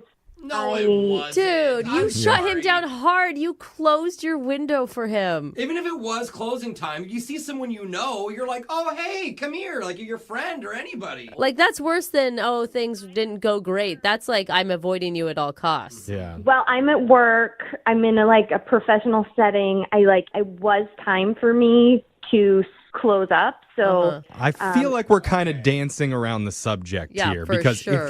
if you enjoyed your time with Tick, you wouldn't have done that. What is it about Tick that turned you off? first I thought he was fine. He seemed like a decent guy. But then when we went out to dinner, he just got kind of creepy. How? What do you mean? Yeah, like he was too touchy. He was staring at the waitress's butt. So he just kept asking me about my job, like really specific questions about working at the bank. Like how many security guards are there? Like very specific questions, and it creeped me out. Wait, are you He's robbing a bank are you are you alluding to he was trying to size the bank up? I don't know. Like guys love action films and all of that. I get there's some fascination. I get it. But it just went to a different level, where... Well, in his defense, I feel like almost any question that he asks about a bank could come across looking kind of weird. Yeah. You know, how much money do you hold in the bank at any amount of time? It is a fascinating question. You know? Yeah. I would want to It know may that. be natural for you, but I'm on a first date with a guy, and he's asking about vaults and die packs, and he won't let it go. It's too much. I could see that. I dated a guy who worked at a bank, and we never discussed any of those things. See, I have it didn't come up in conversation. What's the most amount of money you've ever held at Although once? they do have a code word. Don't you guys have a code word if you guys are getting robbed? You call and say banana pancakes or something to somebody? What? I can't even talk about this, I think that's it, Brooke. There's just a level of professionalism that you need. We are dealing with some it's not brain surgery, but you are vulnerable there, and I don't want to be creeped on. I don't want you don't want to be the reason that your bank got robbed. Yeah. Well, I hate to tell you this when you're feeling vulnerable, but I need to let you know that Tick's been on the other line listening, and he's heard everything that you said. On the other... Yeah, Tick? Oh, my God. Yeah. It's good to hear from you, I guess. You do sound sketchy right now, Tick. Yeah, Tick. Yeah. I mean, that was a lot to hear, so I feel kind of weird. I bet. Because she saw through your plan, or because you're not a bank robber? I never thought that being interested in somebody would think I'd be trying to do something. That's just I'm shocked, honestly. It's interesting he didn't answer your question. He just kind of danced around it. No, I was not trying to rob a bank. Okay, it's good to say that. Maybe you weren't, but I feel like it was just too odd. And the fact that your name is Tick doesn't sound like your real name. It's like your criminal name, What are you talking about? You've seen my bank account. You know my real name. It's on everything that you've seen. There's some shady stuff, and being a teacher is a really nice cover-up, I think. Oh, you're a teacher too, Tick? Yeah, I am. I am actually a teacher, which you could also look up because I have to put my occupation on all my... this is crazy. I gotta say, Rebecca, don't you feel like it's maybe you that have watched one too many bank robbery movies? Yeah, maybe. But, I mean, that doesn't make me feel any better that he was asking so many questions. I mean, honestly, why were you asking so many questions about my job? I was just really interested in... I've never known anybody that's worked in a bank before. Right. And, honestly, you seem to like talking about it. So I was like, oh, she likes talking about her job. So I can, normally on a first date, you ask about your jobs and stuff to keep the convo going. Rebecca, isn't this so sad that as a woman, red flags go up if a man is too interested and too good of a listener? I mean, really. Yeah. He wants to know more about me? He must be wanting to commit a crime. Call the police! Yeah, I feel I'm still a little unsure because it did like trigger my intuition of being uncomfortable, but I do hear that. So when you said he was creepy, was that the only thing creepy about him? Yeah, it would just gave me uncomfortable vibe. The tickery is up to some trickery. Couldn't help yourself. All right, so I didn't know where we were going. we're running out of time right now, and TikTok. Yeah, TikTok. At this point, I need to ask you, Rebecca, if you would like to go out on another date with Tick, and we'll pay for it. Not with bank money, with our own cash. The dye No money? dye pack in there. I will. I am open to going out again. That's good. Wow, That's good. That was a brutal yes, though. Dude, she does think out loud. You can hear it. Sorry. Process. But the thing is, you need to like make sure that you're asking him about his profession, and then you guys won't talk about banking so much. All about teaching. Where do you hide the extra pencils? Yeah, okay, that's pretty funny. Yes, maybe I did rush to conclusions on everything. So Well, there you go. Look Way at to go, that. Tick. Tick, we got you another date. Yeah, no, I mean, that's great. I mean, like, I honestly, like, I do still have, like, a couple more questions about just your job. Like, it's not about, like, getting into anything or, like, anything like that. It's just are more you about kidding? your Please tell me job. you're kidding. Yeah, Please. no. I'm I'm kidding. I will not. I will not. Oh, there it ask is. any Okay. questions. Yeah. No. Moving 92.5. Brooke and Jubal's second date update. This show is not sponsored by Tinder, you know, dating app. Yeah. But I feel like because of the second date updates, they should probably sign on as a sponsor. You think? Since Tinder has erupted on the scene, we get so many emails for second date updates from people who have met off of Tinder. Just like today's second dater, Derek, who is on the phone. He met the girl that he wants us to call today on Tinder. What's up, dude? How are you? I'm good. How are you? Good. Tell us a little bit about the girl that you want us to call today. What is her name, first of all? Her name is Violet. Violet. Oh, All right. Violet. And what made you swipe right? She's adorable, gorgeous, really, and she's crazy quirky. Could tell that You off. can tell that off from her picture. She's crazy quirky. Yeah, and she I was had like, glasses on. Yeah, I think on Tinder, basically, whatever makes you swipe right is the fact that they are hot, and you thought, hey, maybe there's a chance that we'll swipe right too, and then we can both agree to But you, meet somewhere. You don't ever look at a picture and go, she has a great personality. Not on Tinder. She just looked really goofy in the picture, and it was different than all the other, like, when you put a bikini on and press my boobs together pictures. You still swiped right on those, but this one you swiped right on because you felt like she was going to be funny. So anyway, she obviously liked your picture too, and then you guys started talking. How long did you talk before you actually met up? We chatted on Tinder for like a day and a half, and then we texted each other for a couple of days, and then we decided to actually meet up downtown for dinner. And had you gone on a Tinder date like this before, or is this new territory?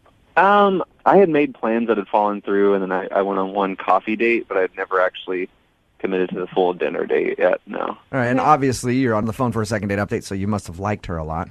I did, yeah. She, like I said, great personality. She's hilarious. She is studying to be a nurse right now, and my mom is actually a nurse.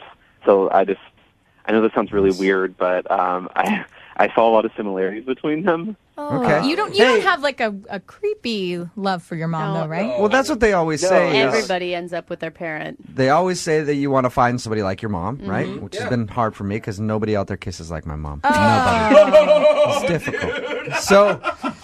So you had a lot of similarities between her and your mom. Obviously, you're a big fan of your mom, so you were a big fan of her too. Now, did anything happen on the date? Anything that you can think of as a reason that you'd be getting blown off?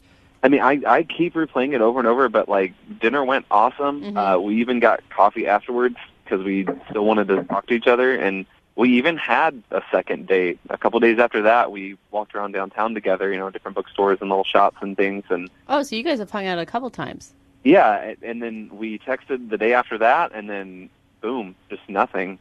I haven't heard anything from her. So the last time you hung out, how did you end things? Well, I took her back to her apartment, and we said goodbye. We actually kissed.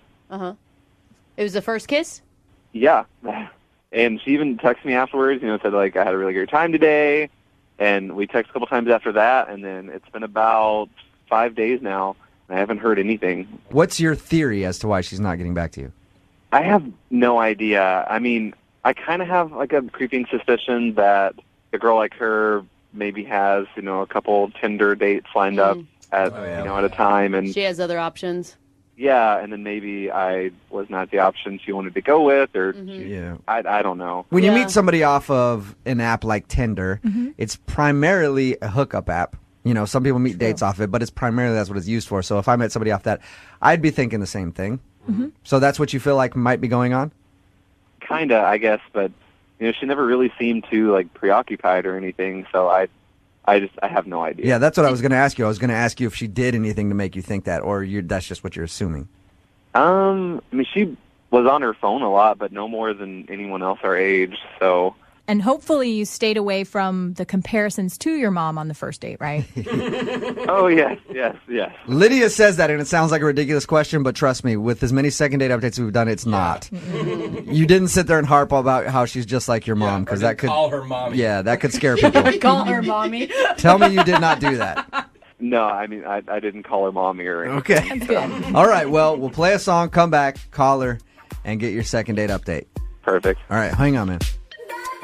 Moving 92.5. Brooke and Jubal in the mornings. Second date update. I've been speculating on what could have gone wrong on Derek's date. Derek is on the phone with us right now for a second date update. He went out with a girl named Violet. They met off of Tinder. They actually hung out a few times, but now she's not calling him back, and he can't think of any reason why. Nothing weird happened, no strange conversations, nothing. Derek, here's what I think you did wrong on your date. You ready? Okay. I think that the fact that you haven't made a move to try to hook up with her has made her go away. Because you met her off of Tinder, and if you meet anybody off of Tinder, you're supposed to have sex with them in the first 5 minutes of meeting them. Is that the time limit? Yeah, and you hung out with her like twice without even really doing anything. You kissed once, but that's it. Do you think that maybe you screwed yourself by trying to be a gentleman? I guess that's a possibility. I don't know. I didn't think she was that type of girl, but I guess that could be it. Just goes to show you, you need to change your way of thinking, Derek. Every girl is that type of girl from now on. All right, whenever you go out. All right, man. I'm about to dial the phone number right now, see if we can get her on the phone, get your second date update. Cool. Thank you guys so much. Okay, here we go. I'm going to dial the phone number right now.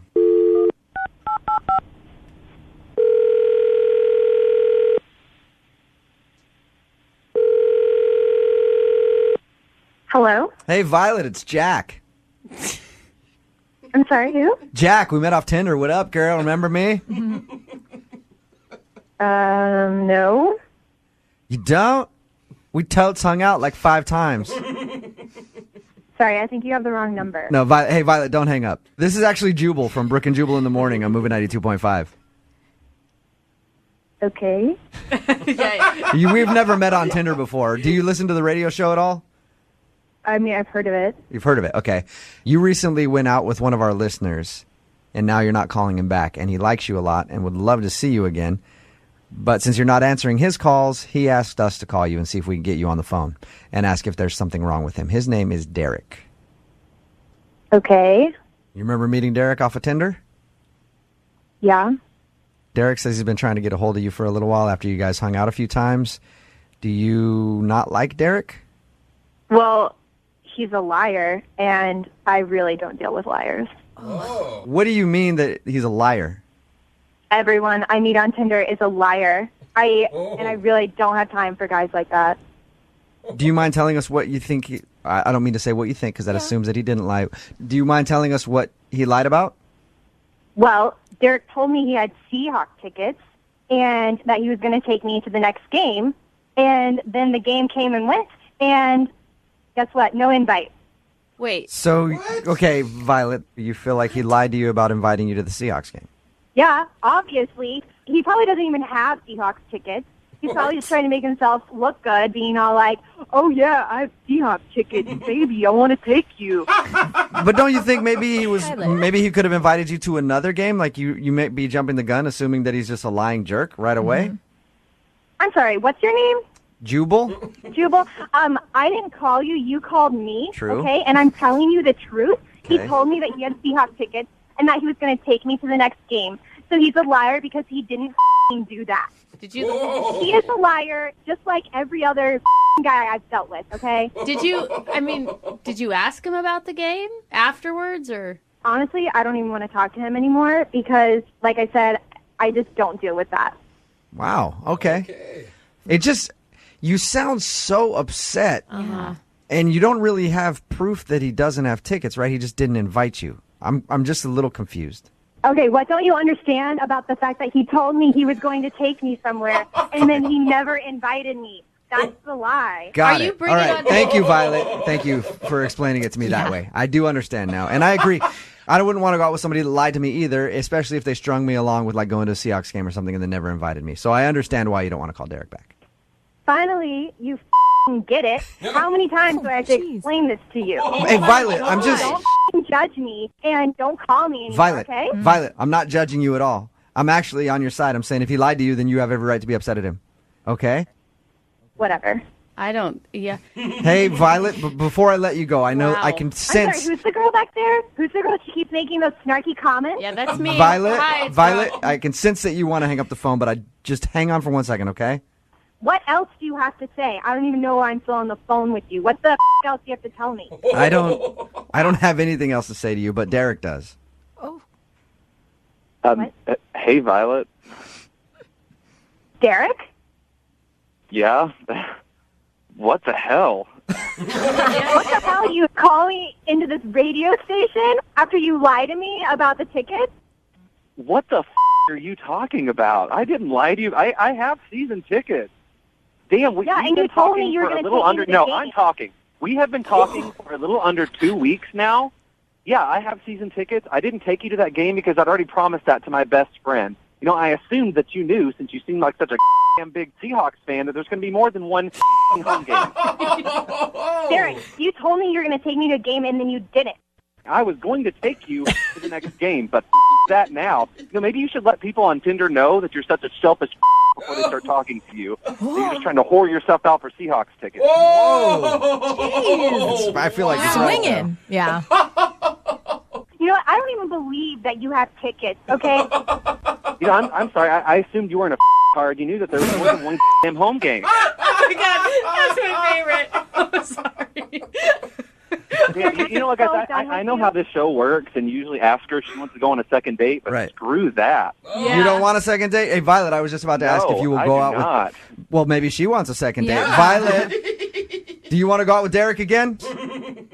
That's a dumbass question, okay? Got I it. do not deal with liars, and I know one when I smell one. I'm done. That was quick. That was a quick second date update, short and to the point. Derek, did you know she was a psycho? Because you sounded like you liked her a lot. Did she show any signs of that when you were on your date? No, I so blown away right now. I had no idea. God. She must be like really hot and you weren't paying attention or something because that was intense. No, that's like two different people. Like, that's just ridiculous. I thought I was a Seahawks fan. Yeah, seriously. Yeah, so she basically thought that you lied to her about having Seahawks tickets and then felt so entitled. That's the other thing that gets me, too. She just felt like, this guy has Seahawks tickets. He didn't invite me. He's a liar. He's a liar and a douchebag, and I don't want to see him. That's such an expensive date, too. She just expected you to give her one of your tickets? Yeah, I mean, we talked about it. She asked if I was a fan. I told her that she should come to a game with me sometime since I have season tickets. And I didn't set a date or anything, or we didn't pick out a specific game. What? Derek, you lied to her. Jeez. How dare you? Well, obviously you didn't get a second date out of the whole thing, but at least you dodged a big bullet there, I think. Oh, yes. One big scary psycho bull. Need LASIK? Trust the experienced team at the LASIK Center at Evergreen Eye Center. No glasses, no contacts, no limits. What will you do? LASIK at evergreen.com. Moving 92.5. Brooke and Jubal's second date update. In my opinion, it's always a good date when the possibility of handcuffs getting whipped out comes into play. On a first date. Wow. Not everybody feels that way. Like Frank, who's on the phone for a second date update right now. What's up, Frank? Hey, guys. What's up? Not much. So you almost got the handcuffs put on you, huh? On a first date. That's what I like to hear. It's like Freaky Frank already, right? Yeah. Sounds like a lot of fun, Frank, your email about your date, but I guess it wasn't?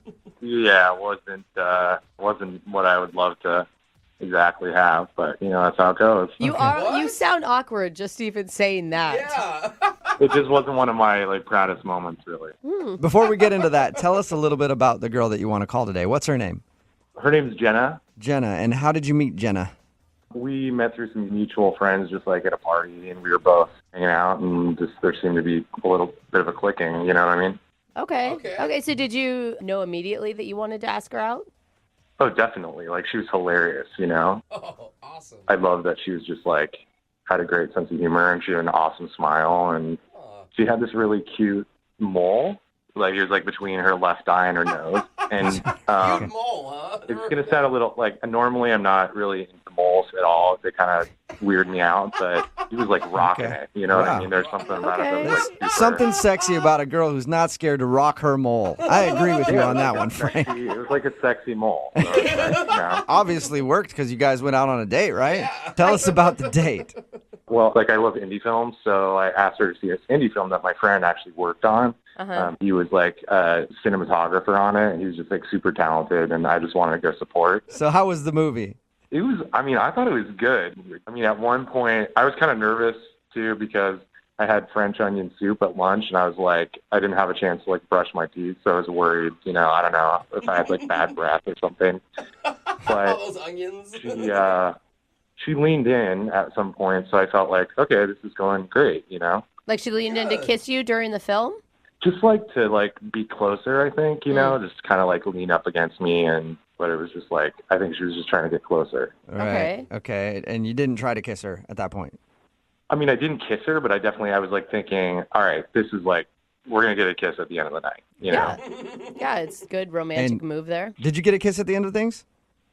No. I mean, here's what happened after that. So the movie got out, and then, you know, we're driving, and I ended up getting pulled over, and I guess my taillight was out or something. Like, that's what the cops said, and I was just, like, talking my way out of it just because, like, I already have 2 tickets, and I just, you know, I don't want to jack up my insurance. Yeah. Right. So I thought I was a pretty smooth talker, and it seemed to be okay, and it just felt different after for some reason, like... After you got pulled over? Yeah, like, where I got back in the car, and I was like, that was weird. And she, you know, she kind of didn't really, like, wasn't laughing like I thought she would have or something. Wait, they had you out of the car? Yeah, that's my question, too. That's extreme. Yeah, I got out of the car to talk to the cop because I just didn't want her to hear, you know, anything was going on. And I thought it was a lot worse. Like, the cop said, get out of the car, you know, like that kind of thing. Gun drawn. No, it's pretty, it wasn't that. It wasn't that, like, dramatic. Wait a minute, though. Why didn't you want her to hear? I don't know. You know, when I'm on, like, a first date with someone, I don't want exactly for them to hear that it's like, oh, this isn't my first ticket. You know what I mean? It's like, I don't want her to think I'm, like, some irresponsible guy getting tickets all the time, you know? Okay. And so what happened when you guys actually got back to her house and you said goodnight? So I drove her back to her place, and, you know, I'm thinking I'm still going to get, like, a kiss, you know, by the end of the night. And I took her to her door, and she's just like, no, sorry, just not feeling it. And I'm like, oh, okay. Oh, wait, so you went in for a kiss and she denied you? Yeah, she's just like, sorry, it was just weird. It just was kind of like cut off. All right. And I asked her, I was like, can I call you? And she's like, she was just like really vague, you know, she's like, okay. But it didn't feel like she was super interested. Not absolutely call me, just, okay, sure, I guess. Yeah, she was like, yeah, exactly. She's like, all right, yeah, whatever. Sure. I wonder what could have happened from the time you went to talk to the cop to getting back into the car that would have made her seem so cold. Like, I don't know, I have this, like, weird theory that maybe she dated that cop or something. What? You know, I don't know, I just was thinking, like... You've just been sitting on this, making up stories since you went on your date of things that could have possibly been wrong, right? I don't know, because I can't figure it out. It was like, why would you suddenly just not want to talk or not even, like, accept my kiss? That is reading deep, sir. Well, I don't know, I thought, like, you know, I was thinking that. I was thinking, like, is it my breath? Like, was it the French onion soup? The breath? All kinds of things. Slept with the police officer.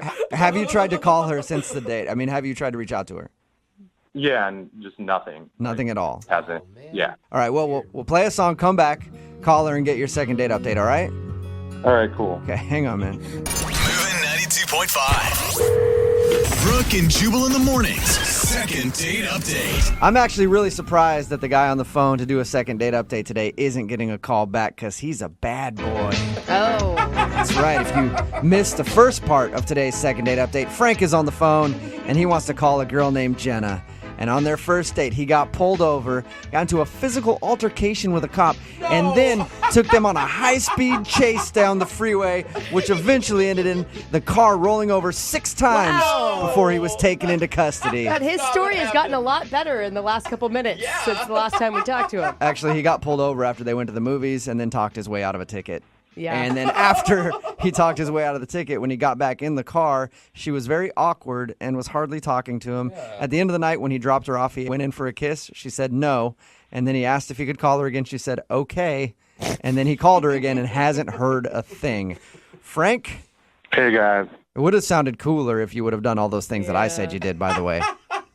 Yeah, I guess. But, I did something. Hey, next time. At least I did something. Yeah. We live to date again. The next date you go on, high-speed chase. Gets him every time. The cop. Yep. Oh, my gosh, Frank. All right, buddy, I'll do that. Yeah. Yeah, that's you guys give out such good advice. Really do. I mean, All right, man. I'm going to dial her phone number right now, okay? Okay.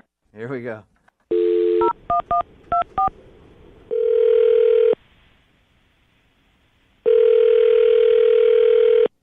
Hello? Hi, I was looking for Jenna. Hi, this is Jenna. Hey, Jenna. What's going on? Not much. May I ask who's calling? Sure. are you going to answer her? I don't know. I mean, you can ask. Oh, you're waiting. Would you like to know who it is? Who's calling me? What's going on? This is Jubal from Brooke and Jubal in the Morning, the radio show. Are you serious? Yeah. How are you? I'm fine. Why are you calling me? I'm calling you because one of our listeners actually sent us an email about you. His name is Frank. What? Yeah. His name is Frank, and you guys recently went to a movie together. Yeah. Yeah. And Frank told us that after your date, he's been trying to get a hold of you because he would like to see you again, and you haven't been responding to any of his phone calls or text messages or anything. Oh, my gosh. So Frank asked us if we could call you and find out why you don't want to see him again. There's no way that this is real. No, this is 100% real. It's a segment we do on our show called the Second Date Update. Frank wants to know why you're not answering the phone. Oh my gosh. So are you laughing at the fact that a radio station is calling you, or just the thought of Frank? Just that he isn't taking me not calling him back and he's having you guys call me? That's very funny. Well, I think he knows that you've blown him off. Now he just wants to know why, so he figured we could maybe find that out. Do you mind telling us a little bit about your date? Well, I mean, my date wasn't great, but I don't want to, talk behind his back, especially on the radio. Yeah, but it's really not behind his back if you think about it. He's the one that asked us to make this phone call. It's not like we're doing it out of the blue. Yeah. Well, maybe don't tell him this exact version, but I just can't go out with a guy that I don't respect. Whoa, that got more serious than I expected it to. I thought you were going to say he's got a weird haircut or something. Why don't you respect him?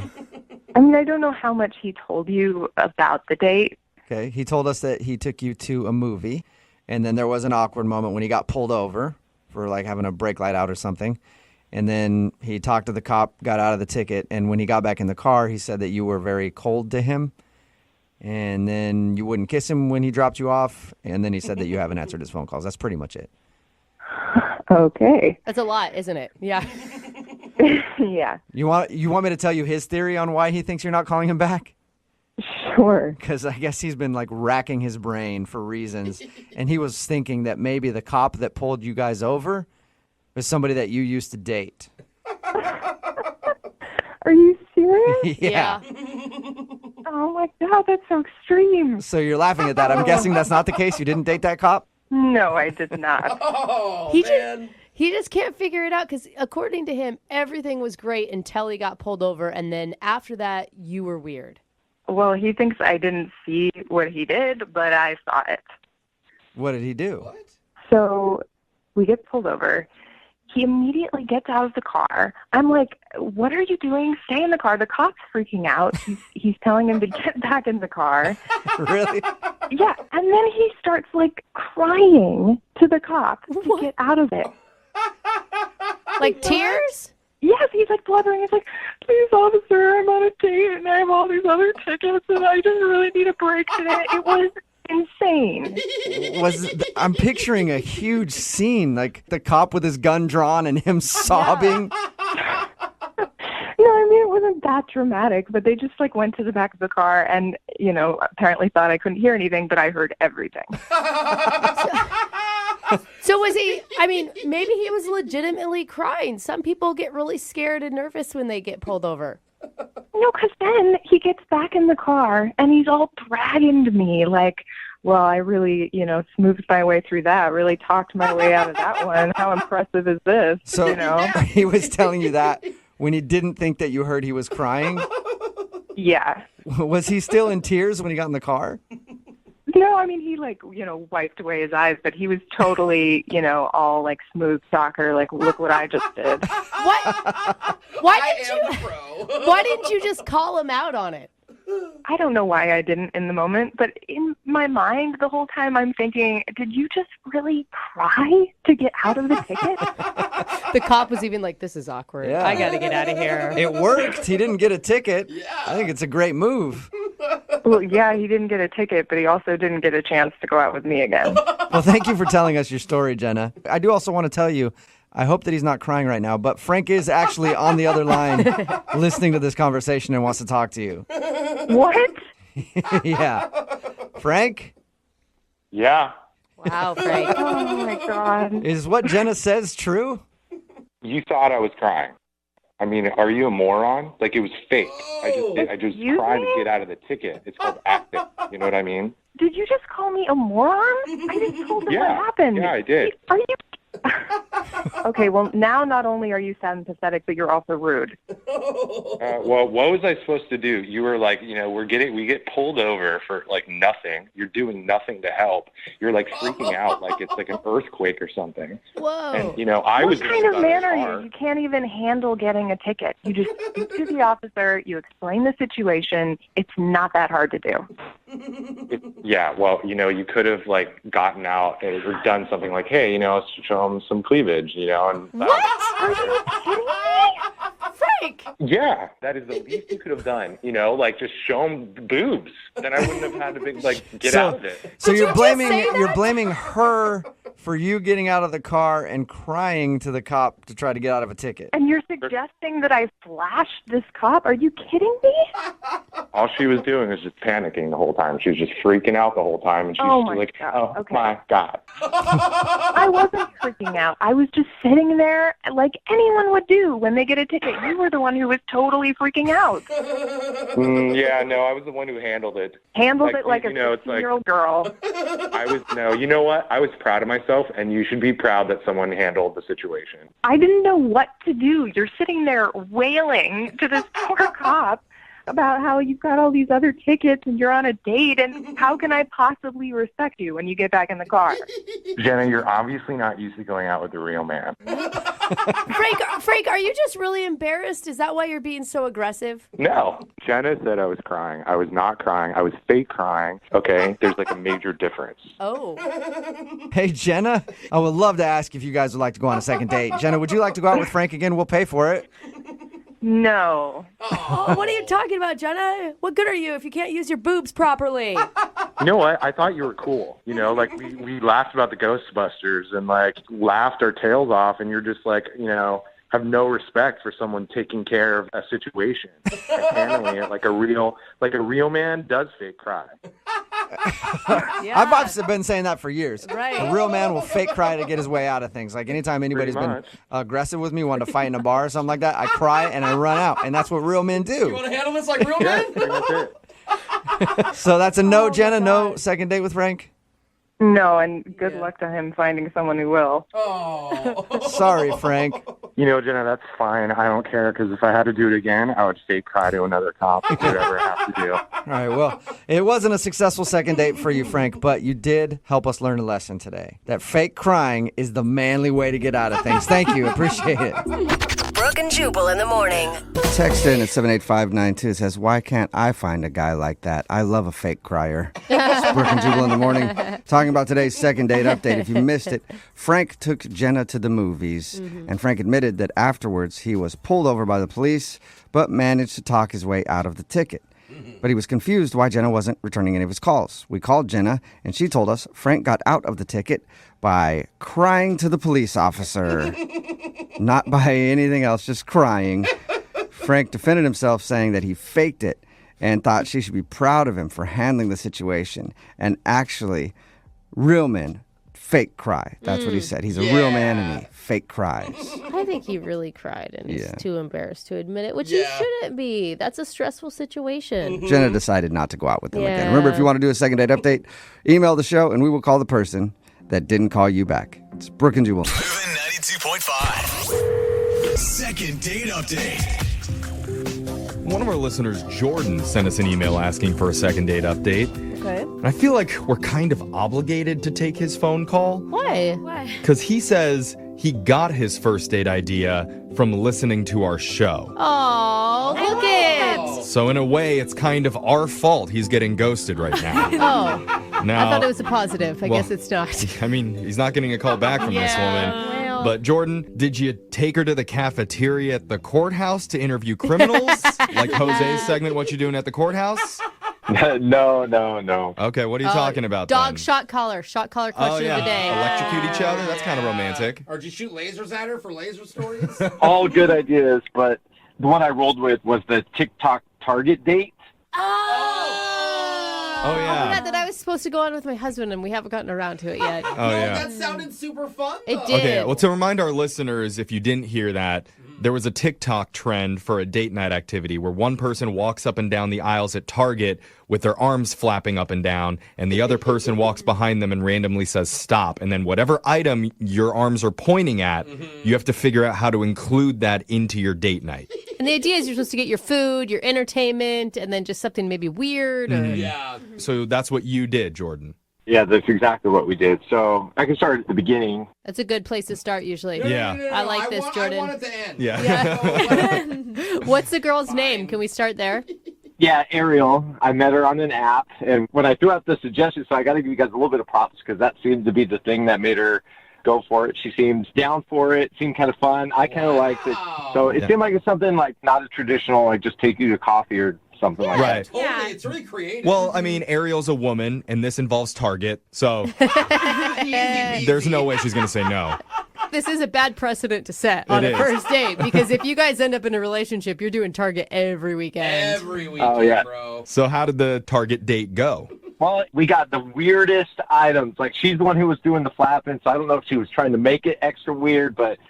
What'd you get? A 6-pack of paper towels, and that was like, okay, we can do something with that. That's good no matter what. Yeah, clean your apartment. There you go. Okay. We got frozen peas. That's not that bad. Okay. Chocolate milk. All right. Yeah. This sounds like... Sounds like one of my meals I'm feeding to my 3-year-old.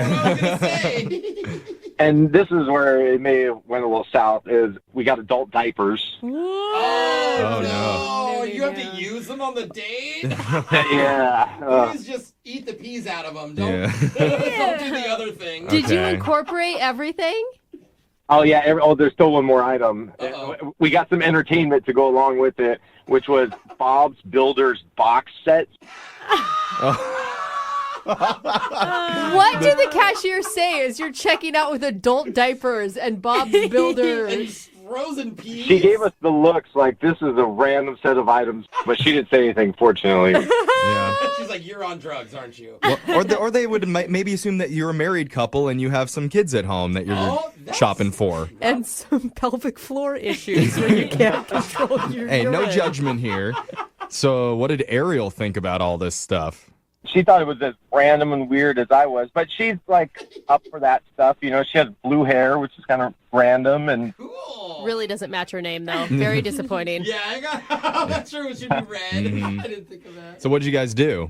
so we did it at her place, and we mashed the peas. so we had a mashed pea dinner. It was Ew. It sounds like a terrible British dish. Yeah. A little mint, a little mushy peas. Okay. And then so we cleaned up with the paper towels, obviously, easy one, right? Mm-hmm. And then after that, we sat on the couch and we had to deal with the adult diaper. So we decided to put on the adult diaper over the clothes.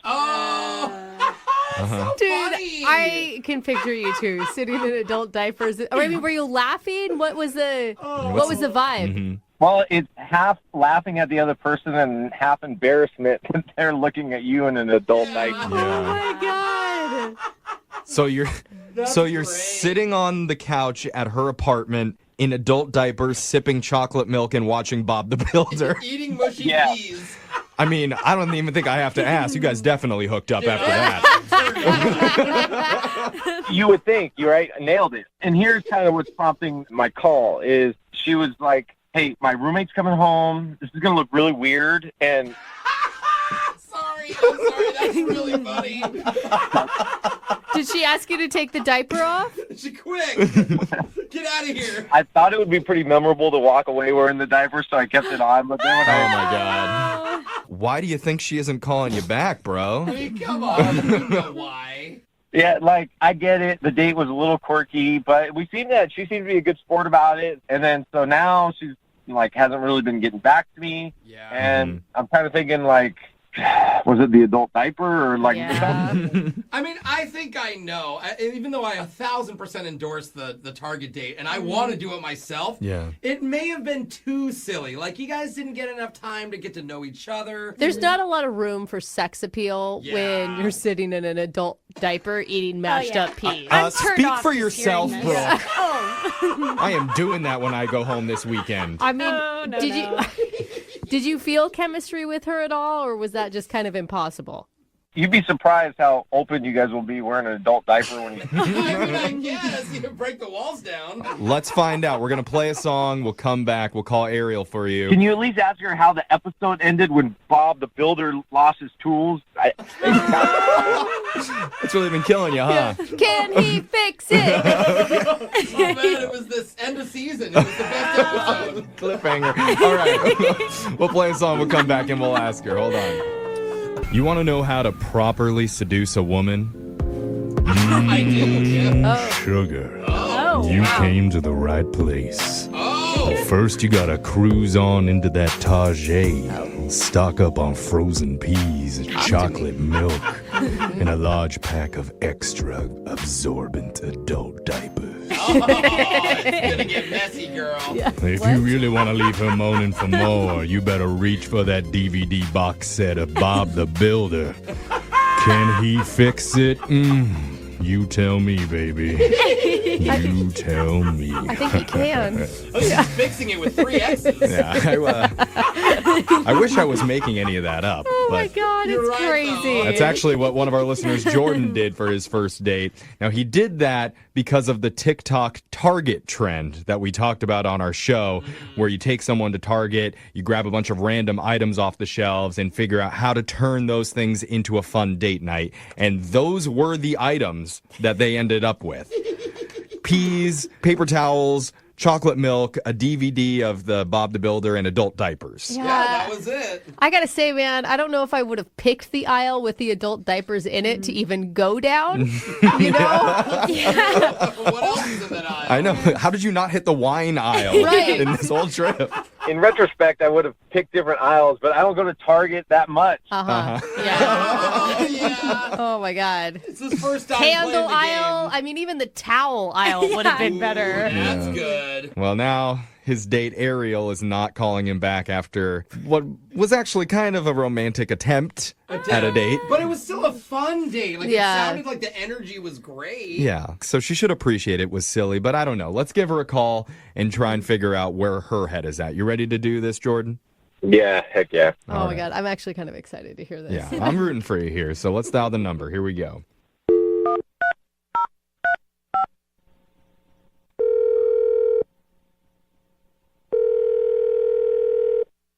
Hello? Hi, is this Ariel? Yes.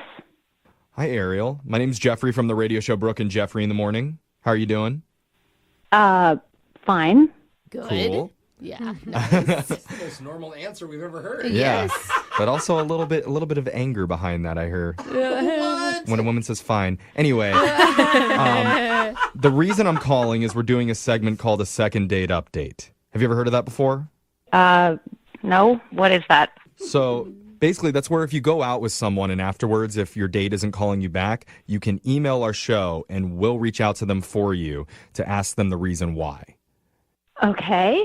Okay? And so recently you went out with a guy named Jordan. Oh. Uh-huh. Oh. I feel like we have to take some blame for the Target date that he told us about because he heard about it on our show.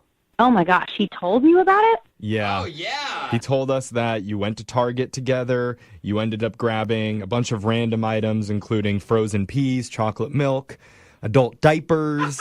Because he was like telling you when to stop. He did tell you that? Yeah, he told us the whole thing, and that you ended up going back to your place and using all those items and then watching Bob the Builder on your couch. He did want me to ask you how the episode of Bob the Builder ended that you kicked him out where he loses his tools. Of course. I'm not going to talk about it. I didn't watch it. Oh. You turned it off. No. So Jordan understands that it was a weird date, that it wasn't the most romantic thing, but he was just trying to roll with it. Can you maybe give him the benefit of the doubt there? Well, okay. So, it was kind of funny at the time, and in the beginning, it's a funny idea. It's, not a standard date, which I'm all for.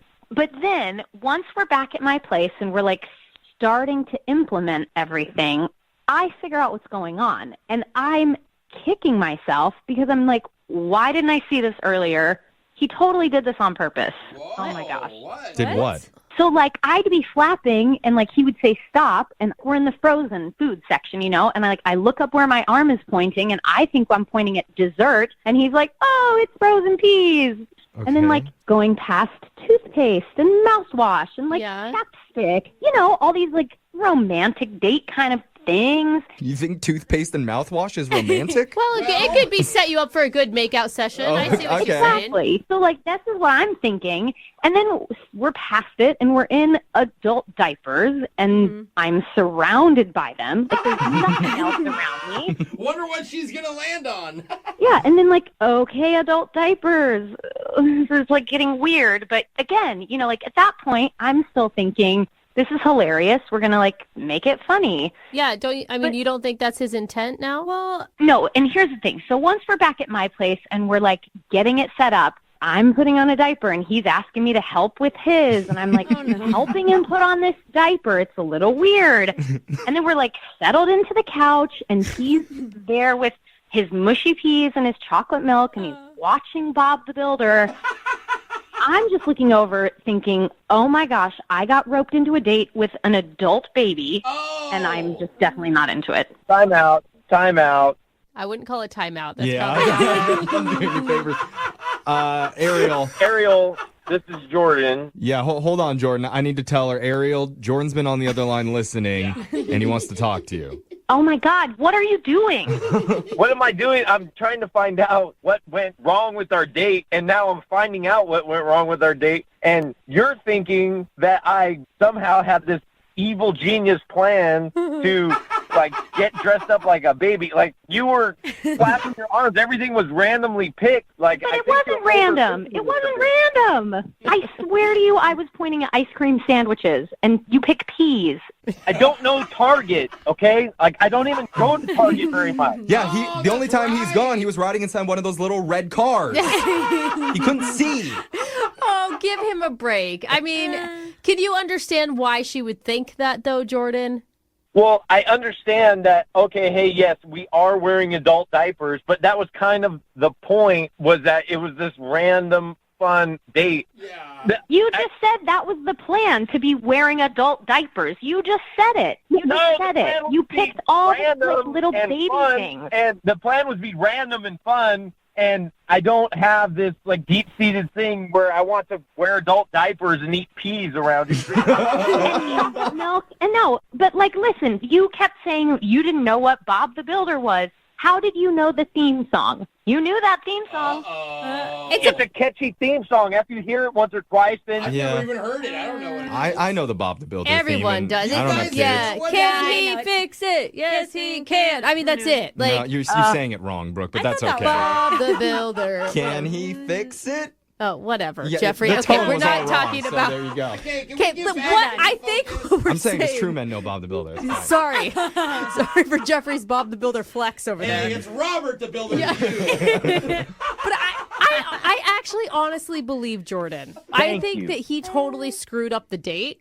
And I think that, Jordan, maybe like the wine aisle and like a game of Twister may have been something you wanted to point at instead. Yeah, if you're going to cheat, he could have cheated a lot better. But men are just terrible planners sometimes. I mean, not all men, but he is. Jordan is. She's right. We are. Yeah. And I'm sure he actually looked kind of cute in that diaper. No, Jeffrey. No, it was not cute. And like all I'm doing, I'm sitting there thinking like, just wait until date number 2 happens and like it gets even weirder and he's sitting on my lap and I'm like spoon feeding him mashed bananas.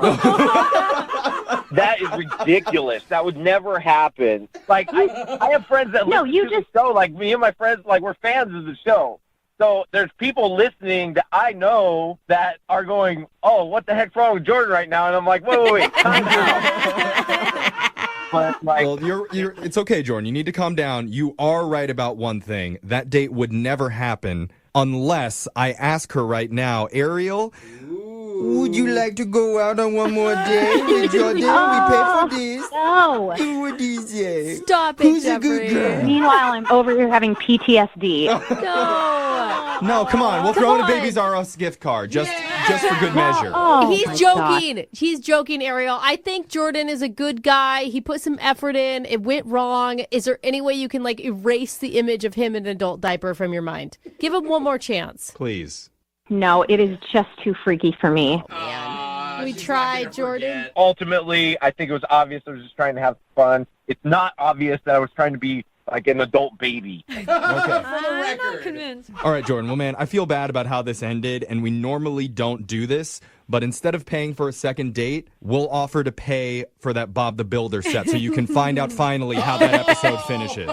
Closure. Yeah, fine. I'll take it. I'm kind of curious how it ended anyway. Can we build it? Yes, we can. Charity events are great places to meet people when you're volunteering there. I've met the last couple girls that I've gone on dates with at charity events. Really? Yeah, when I was volunteering at a couple of senior citizens' homes, doing some stuff there. And let me tell you, those ladies are just sweethearts. Edna, your last girlfriend. And experienced and stuff. Oh, gross. I love them. Anyway, that's where Tim, who's on the phone with us today, met the girl that he wants to call. Apparently, he met her at some sort of church charity event, Tim? Yeah, I was down there. I'm basically doing the heavy lifting, doing all the folding chairs and some of the tables. Okay. And did you plan? I mean, some guys go to charity events with the intention of meeting a girl, or were you actually doing something out of the kindness of your heart? Well, I mean, I was there. I stay in pretty good shape, so I'm pretty physically fit. So I was there to do chairs and tables. But that being said, So you use the charity event as a way to work out? It's called a gym. Like, yeah.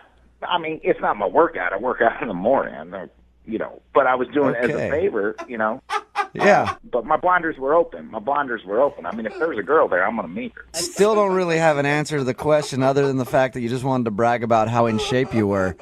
Were you there to meet women or were you there to help with the charity and then you happened to meet a woman? The second one. Second one. Okay. There we go. Clear answer. What is her name? Her name's Allison. Allison. All right. And how did you meet Allison? Did she walk up to you and was like, oh, wow, look at all the heavy lifting you're doing. I've never seen a man lift 17 chairs at once.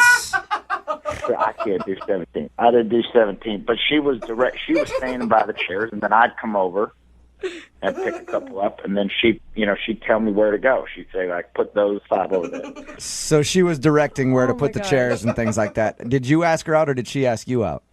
I'd say that's open to interpretation, but she was doing a lot of direct eye contact, so I took that as an opportunity to, say we should catch up sometime. Okay. Because whenever a woman looks at you, it's basically like her asking you out. Yeah. So she made direct eye contact, and because you're a dude, you were like, I need to ask her out, and then you asked her out?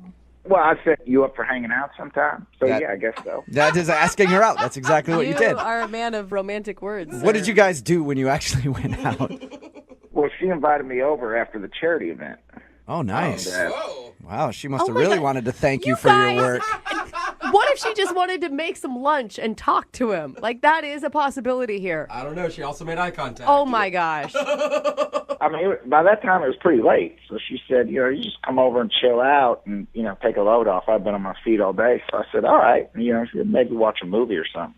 Did you feel like that was an invite to come back to do more than watch a movie? Because I would have. Of course you would have. I think almost any dude would have. I know. I will say movie is usually code for other things. I mean, it crossed my mind, but I just try and put one foot in front of the other. I don't want to get too far ahead. So I just said, okay. I was just interested really kind of hanging out and talking and getting to know her a bit better. And that's your date, right? Your date was just when you guys went back to her house to watch the movie. Yeah, that's correct. Okay. And did you guys kiss? Anything romantic happen? No, the closest we got to any romance is kind of towards the end of the movie. It was getting late. I said, I got to go. And she said, well, you can sleep here if you want. And I said, okay. And then she said, no funny business. I said, none expected.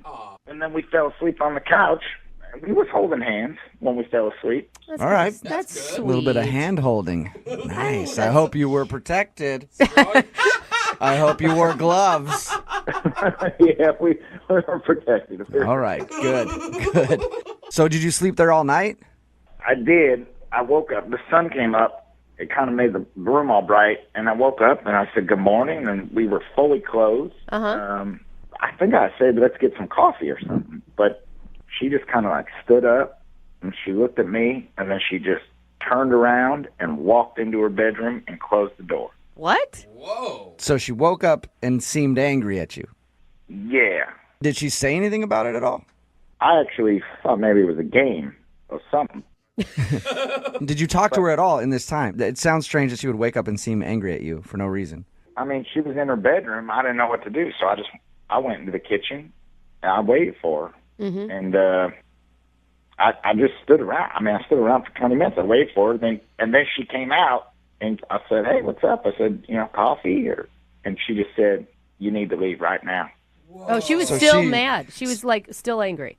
Yeah, she looked like she had seen a ghost or something. She was angry. So you know for a fact that she's not happy with you about something. She essentially kicked me out, but I have no idea why. I mean, I didn't do anything inappropriate. I was a gentleman. I always am. I never was forward or aggressive or anything. So I think there's just some confusion here or something. Okay, you're not leaving anything out of your story. You guys got to her place, fell asleep watching a movie, holding hands, and that's it. I mean, nothing else happened. I am telling you everything. Okay. I really had no idea what was wrong. So all right, well, we're going to play a song, come back, and then find out if you got a second date or if you get ditched. Yeah, okay, thank you. You're welcome. Hang on, man. All right, if you're just tuning in for the second part of today's second date, Tim is on the phone with us. He met a girl named Allison at a little charity function. They ended up actually going back to her house that night because I guess it was late, and she was like, don't worry about driving. We can totally hang out. Come over and watch a movie. And according to him, that's all that happened is they watched a movie, they fell asleep holding hands, woke up the next morning, and she was angry at him for some reason. She wouldn't talk to him. She finally talked to him about 20 minutes later after she had gone to her room, and she told him to leave. And that's the last that he's heard from her. All right, Tim, we're about to call her. If I get her on the phone and I ask her if something strange happened, because you swore to me that nothing else happened other than you guys fell asleep holding hands and that was it. If she tells me she woke up and you guys were still holding hands, but somehow you were in her clothes and she was in your clothes, I'm going to hang up on you right there because that is weird. Okay? Yeah, you got it. All right. And I never asked you, what did you like so much about Allison before she became angry? She's just really nice. I mean, she's chill and she's cool. All right. And you'd like to see her again? Yeah, I want to see her again as long as she doesn't hate me, or at least she can explain to me why she hates me. Yeah. It's always at least nice to know why somebody hates you. All right. Well, I'm going to dial her phone number right now, get her on the phone, and get your second date update, okay? All right. All right. Here we go.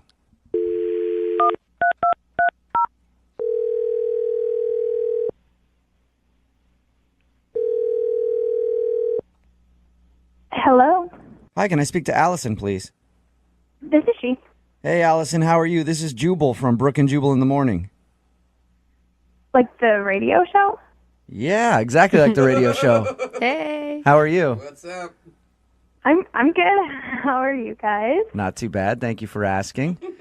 We're just calling listeners in the local area to see Such a liar. what their favorite part of the show is this morning. Can you tell me what you like about the show the most? I mean, you, of course. Oh, Good thank you. All Very right, good Allison. answer. That Very, is a very bunch of good crap. answer. Actually, Allison, any idea why I might be calling you? I have no idea. Well, have you heard the second dates before?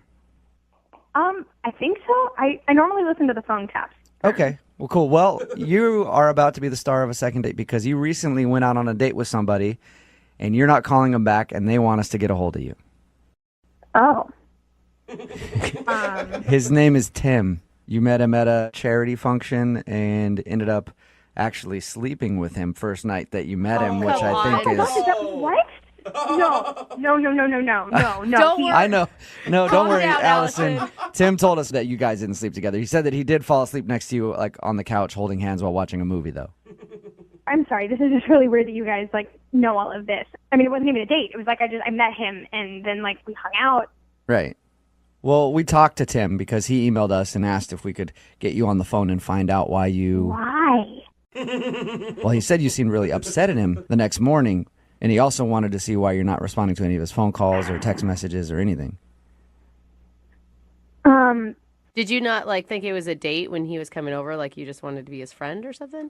No, I mean, it wasn't like an official date, but it was just let's get to know each other. But I just realized that I don't think he's the one for me, and I would just rather not keep going there. According to him, and you tell me if he's lying, he said that he woke up next to you. You seemed mad. You went in your room, stayed there for 20 minutes, and then when you finally came out, you told him to leave. Yeah, that's probably about right. So that sounds like you're legitimately angry with the guy. Right now, it doesn't sound like you hate him or anything, but what could have happened to make you so mad in the morning? I'm not angry at him. It's complicated.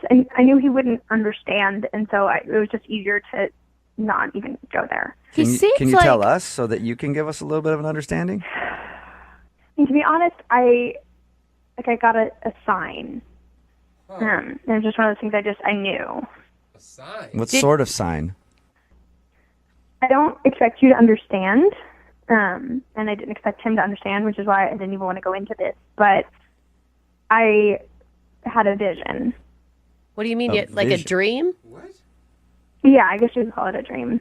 And Tim was in it, and he was he was after me. He had this huge samurai sword, and he was running after me, and he was chasing me. So I was running away. What? And are you seriously laughing at this? I'm sorry. It's a little weird. You know what? You said, listen, we're not making fun of you for it. You even said we probably won't understand it, and I don't really understand why it would scare you enough to have a dream like that to not talk to somebody. So can you explain to me why a dream would make you feel that way in the morning?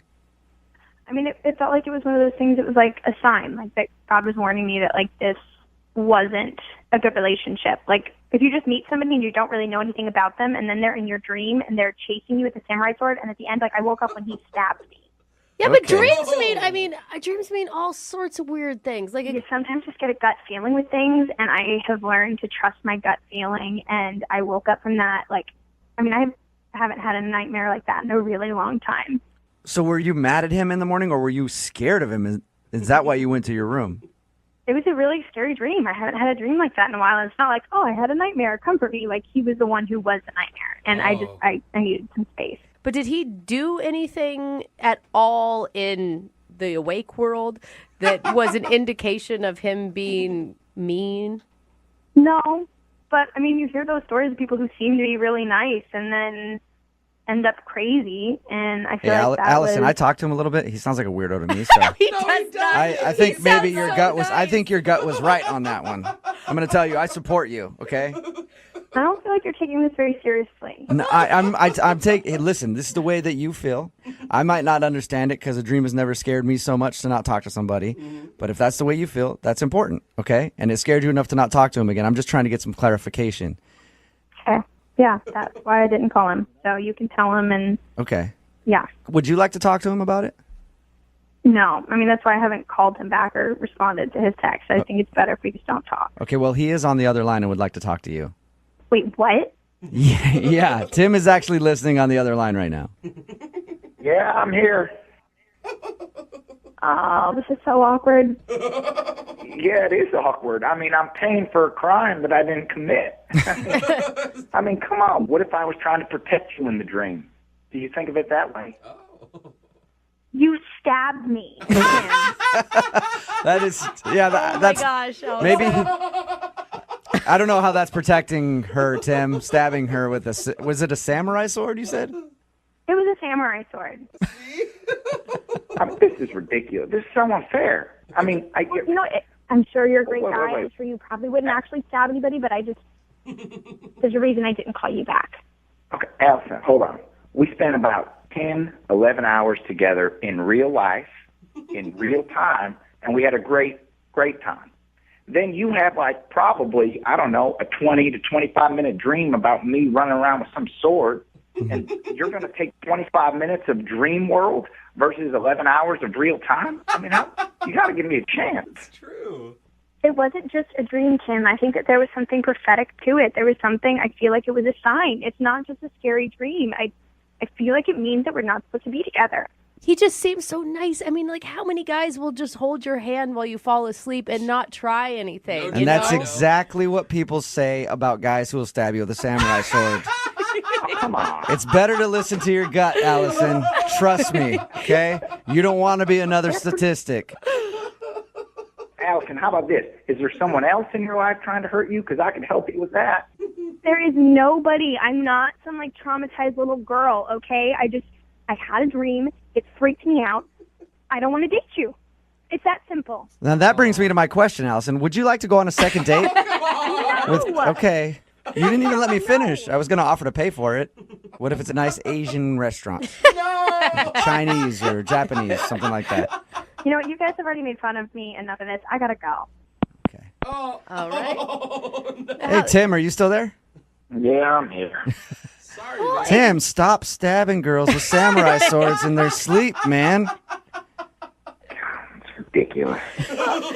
I mean, I've screwed up so many dates in so many ways, but I've never done one through a dream before. Moving 92.5. Second date update. We got an email from one of our listeners named Michelle.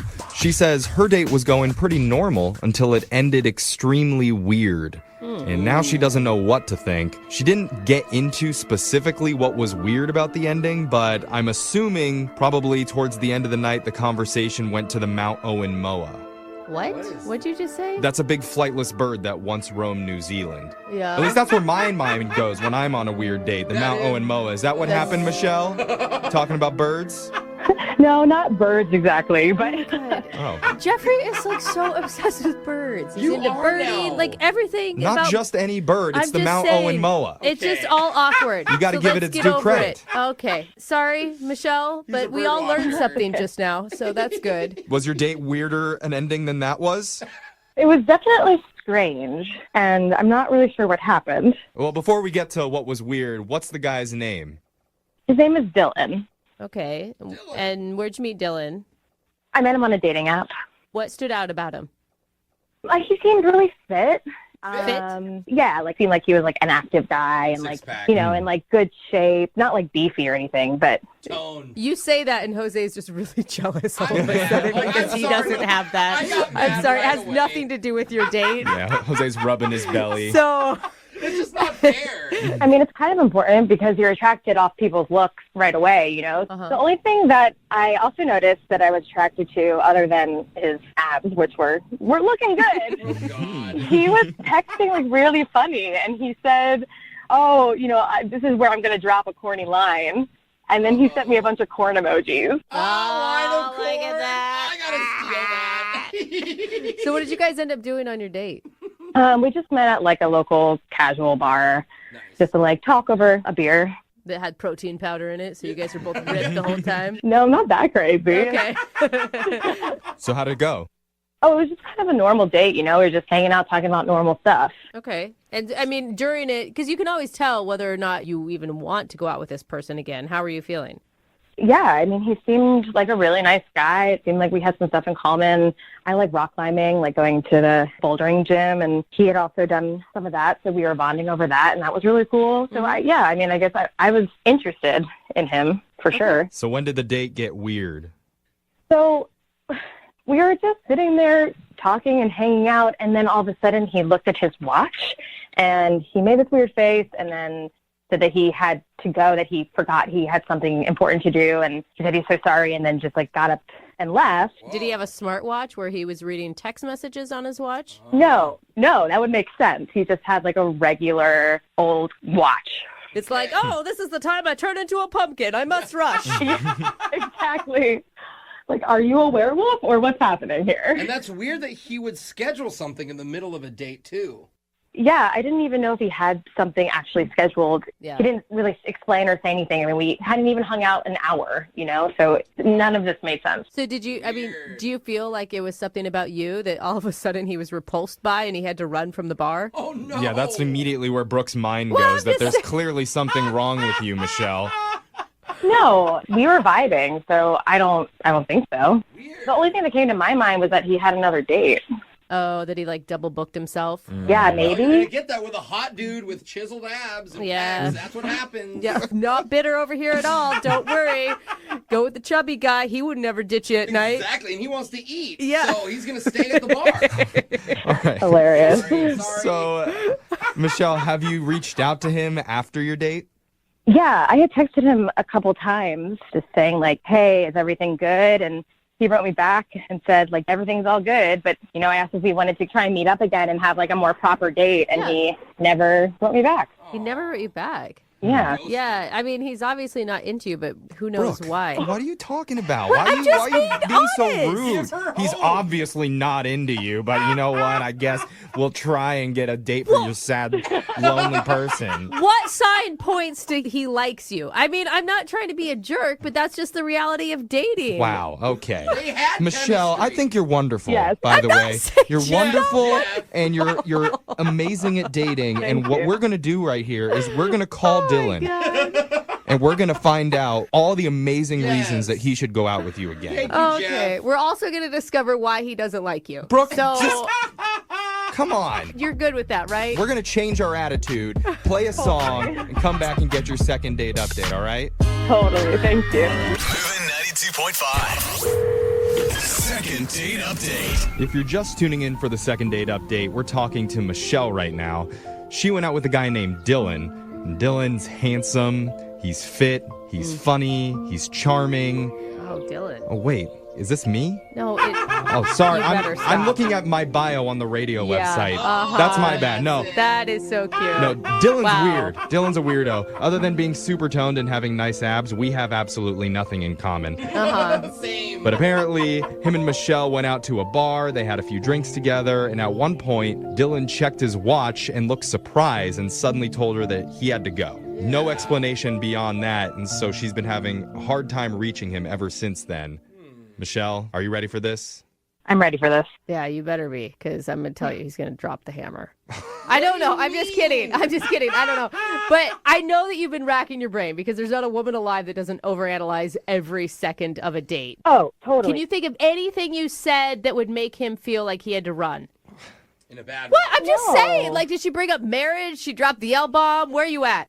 No, we didn't talk about any kind of like past relationships. We only talked about positive things. But I don't know, like maybe he had like a medication he forgot to take. I really have no idea. All right. I like that. Let's blame him. For once, yes, Brooke. Yeah. Let's try that. All right. Well, we're going to call Dylan now, and we're going to figure out once and for all what his deal is, okay? Yeah, great. Okay, I'm going to dial his phone number right now. Here we go.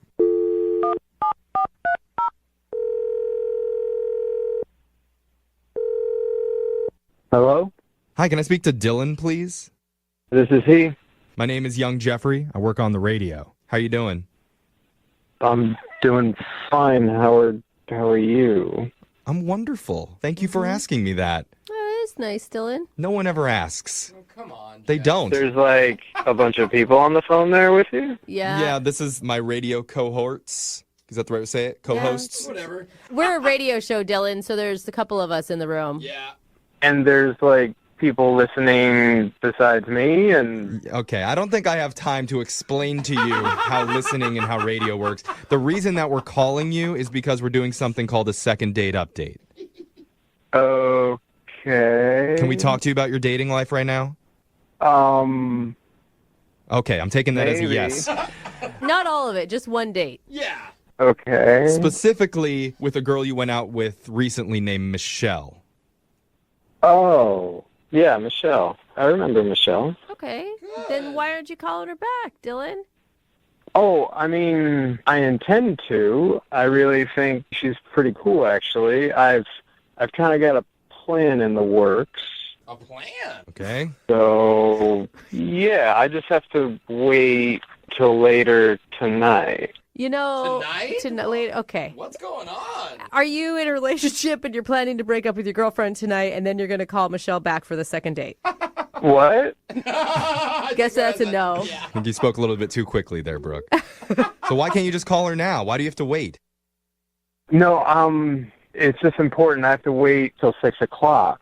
Why are you all about time, man? That is so weird. She told us on the date that you looked at your clock and you're like, I gotta go, and you ran out of the date.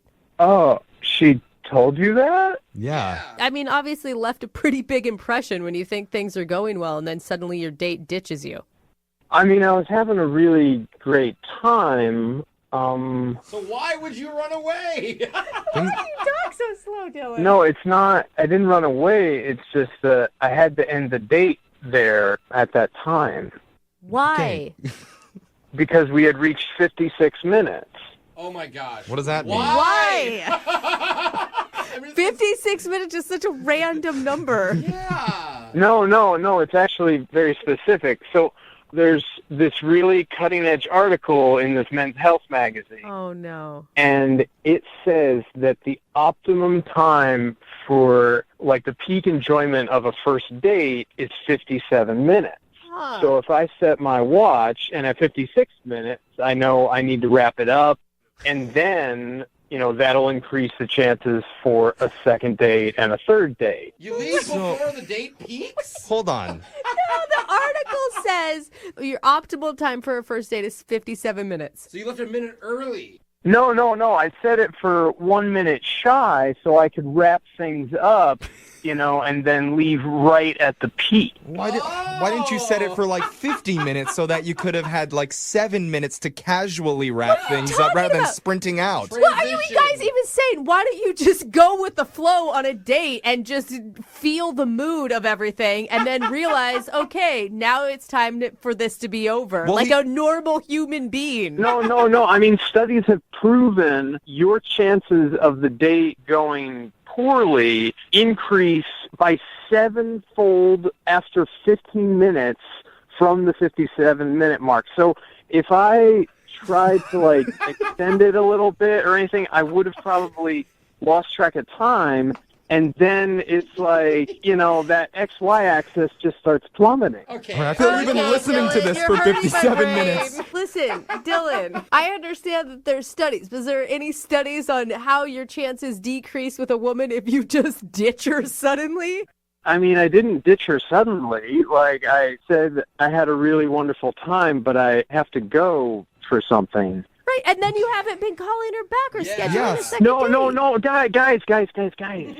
No, I have to wait until 6 p.m. tonight because linked to that 57-minute first date experience is a locked-in 75-hour waiting period, and that is the optimum time to call and then ask for a second date. Oh my God. Dude, why don't you just talk to her right now? Oh, seriously, this is exhausting. Well, no, I mean, that's not part of the plan. Well, I'm throwing a wrench into your plan because Michelle is actually on the phone listening and she wants to talk to you. Yeah, What? hi, Dylan. What? How weird. I didn't know you were on the phone. This is not good for the plan. Dylan, forget the plan. Just talk to her. I'm not into playing games, and this whole thing that you just came up with this whole plan that is just so strange. Yeah. I mean, I didn't come up with it. Like, a lot of top-notch people researched it and wrote it up in the Men's Health magazine. So, I mean, That's cool, but you couldn't, you couldn't explain something at the end of the date? You just kind of wanted to, use me as bait? No. It's just, I really liked you, and, I've had some dates where we just tried to see how the date would go, and they didn't end well, so I read this article. This feels very manipulative to me. Whoa. He walked away from you, Michelle, because he likes you. Yeah, Does that make sense? For sure, Michelle. I'm understanding what he's saying, and I get that the intention was good and positive, but it just feels very juvenile to me. I think it feels juvenile because you're talking with me 6.5 hours before the optimum time, and I was going to call you, and so it's I think it's having adverse effects. It's science. On the whole plan. Oh my God. Wow. Yeah, we threw off the time continuum with this call. Yeah. I mean, it was working. She wants to see him. She called us to call him. Exactly. Yeah, that is true. But now that I know that it was all a big calculated plan, I don't know, man. That feels just weird. It feels like you're going to be playing games the entire time. Our entire relationship, if we were to see each other again, is going to be... Okay, well, I don't want you to pitch a vacation, but we have to wait 45 days, and then we can't kiss until 2:34 on the 4.5 date. What? I think what she's saying, Dylan, is that it's really sweet that you really wanted things to go well, but maybe just be more relaxed. Oh, so you mean follow the plan, but just be a little relaxed with it. No. I could call her at 6:05 instead of 6. Dylan. No, we mean Dylan, you need to take the plan, print it out, set it on fire, throw it in the trash. Yeah. Okay, she doesn't want your plan. She just wants you to be you. Exactly. Oh. Can you do that? That is a great ask, Dylan. That is what people are looking for in the dating world. Okay, but just so that everybody knows, her finding out about the plan wasn't in the plan. Of course it Shocking. wasn't. So it's a contingency that's just... I know. We know. All right. We know. Well, how about we make a new plan where we'll send you guys out on a date and we'll pay for that date. Ooh. If you guys say yes. Oh, yeah. Is that a good plan, Dylan? I mean, I think I can get down with that plan. Okay. All right. Look at that. Look, he's flexible. See, Michelle? He's flexible. He's willing to go with the flow. Yeah. And don't forget about the six-pack abs. So with all those things together, Michelle, are you willing to go out on a second date with him? We'll pay for it. I will go on a second date under my circumstances. Ooh, she's coming up with a plan now. Ooh. What's the circumstances? We meet at 12:43 on Wednesday. Dylan. She sees you, Dylan. She sees you. You're perfect for each other. I don't know about this, but I'll give it a try. Oh, man. Congratulations, Michelle. You got a successful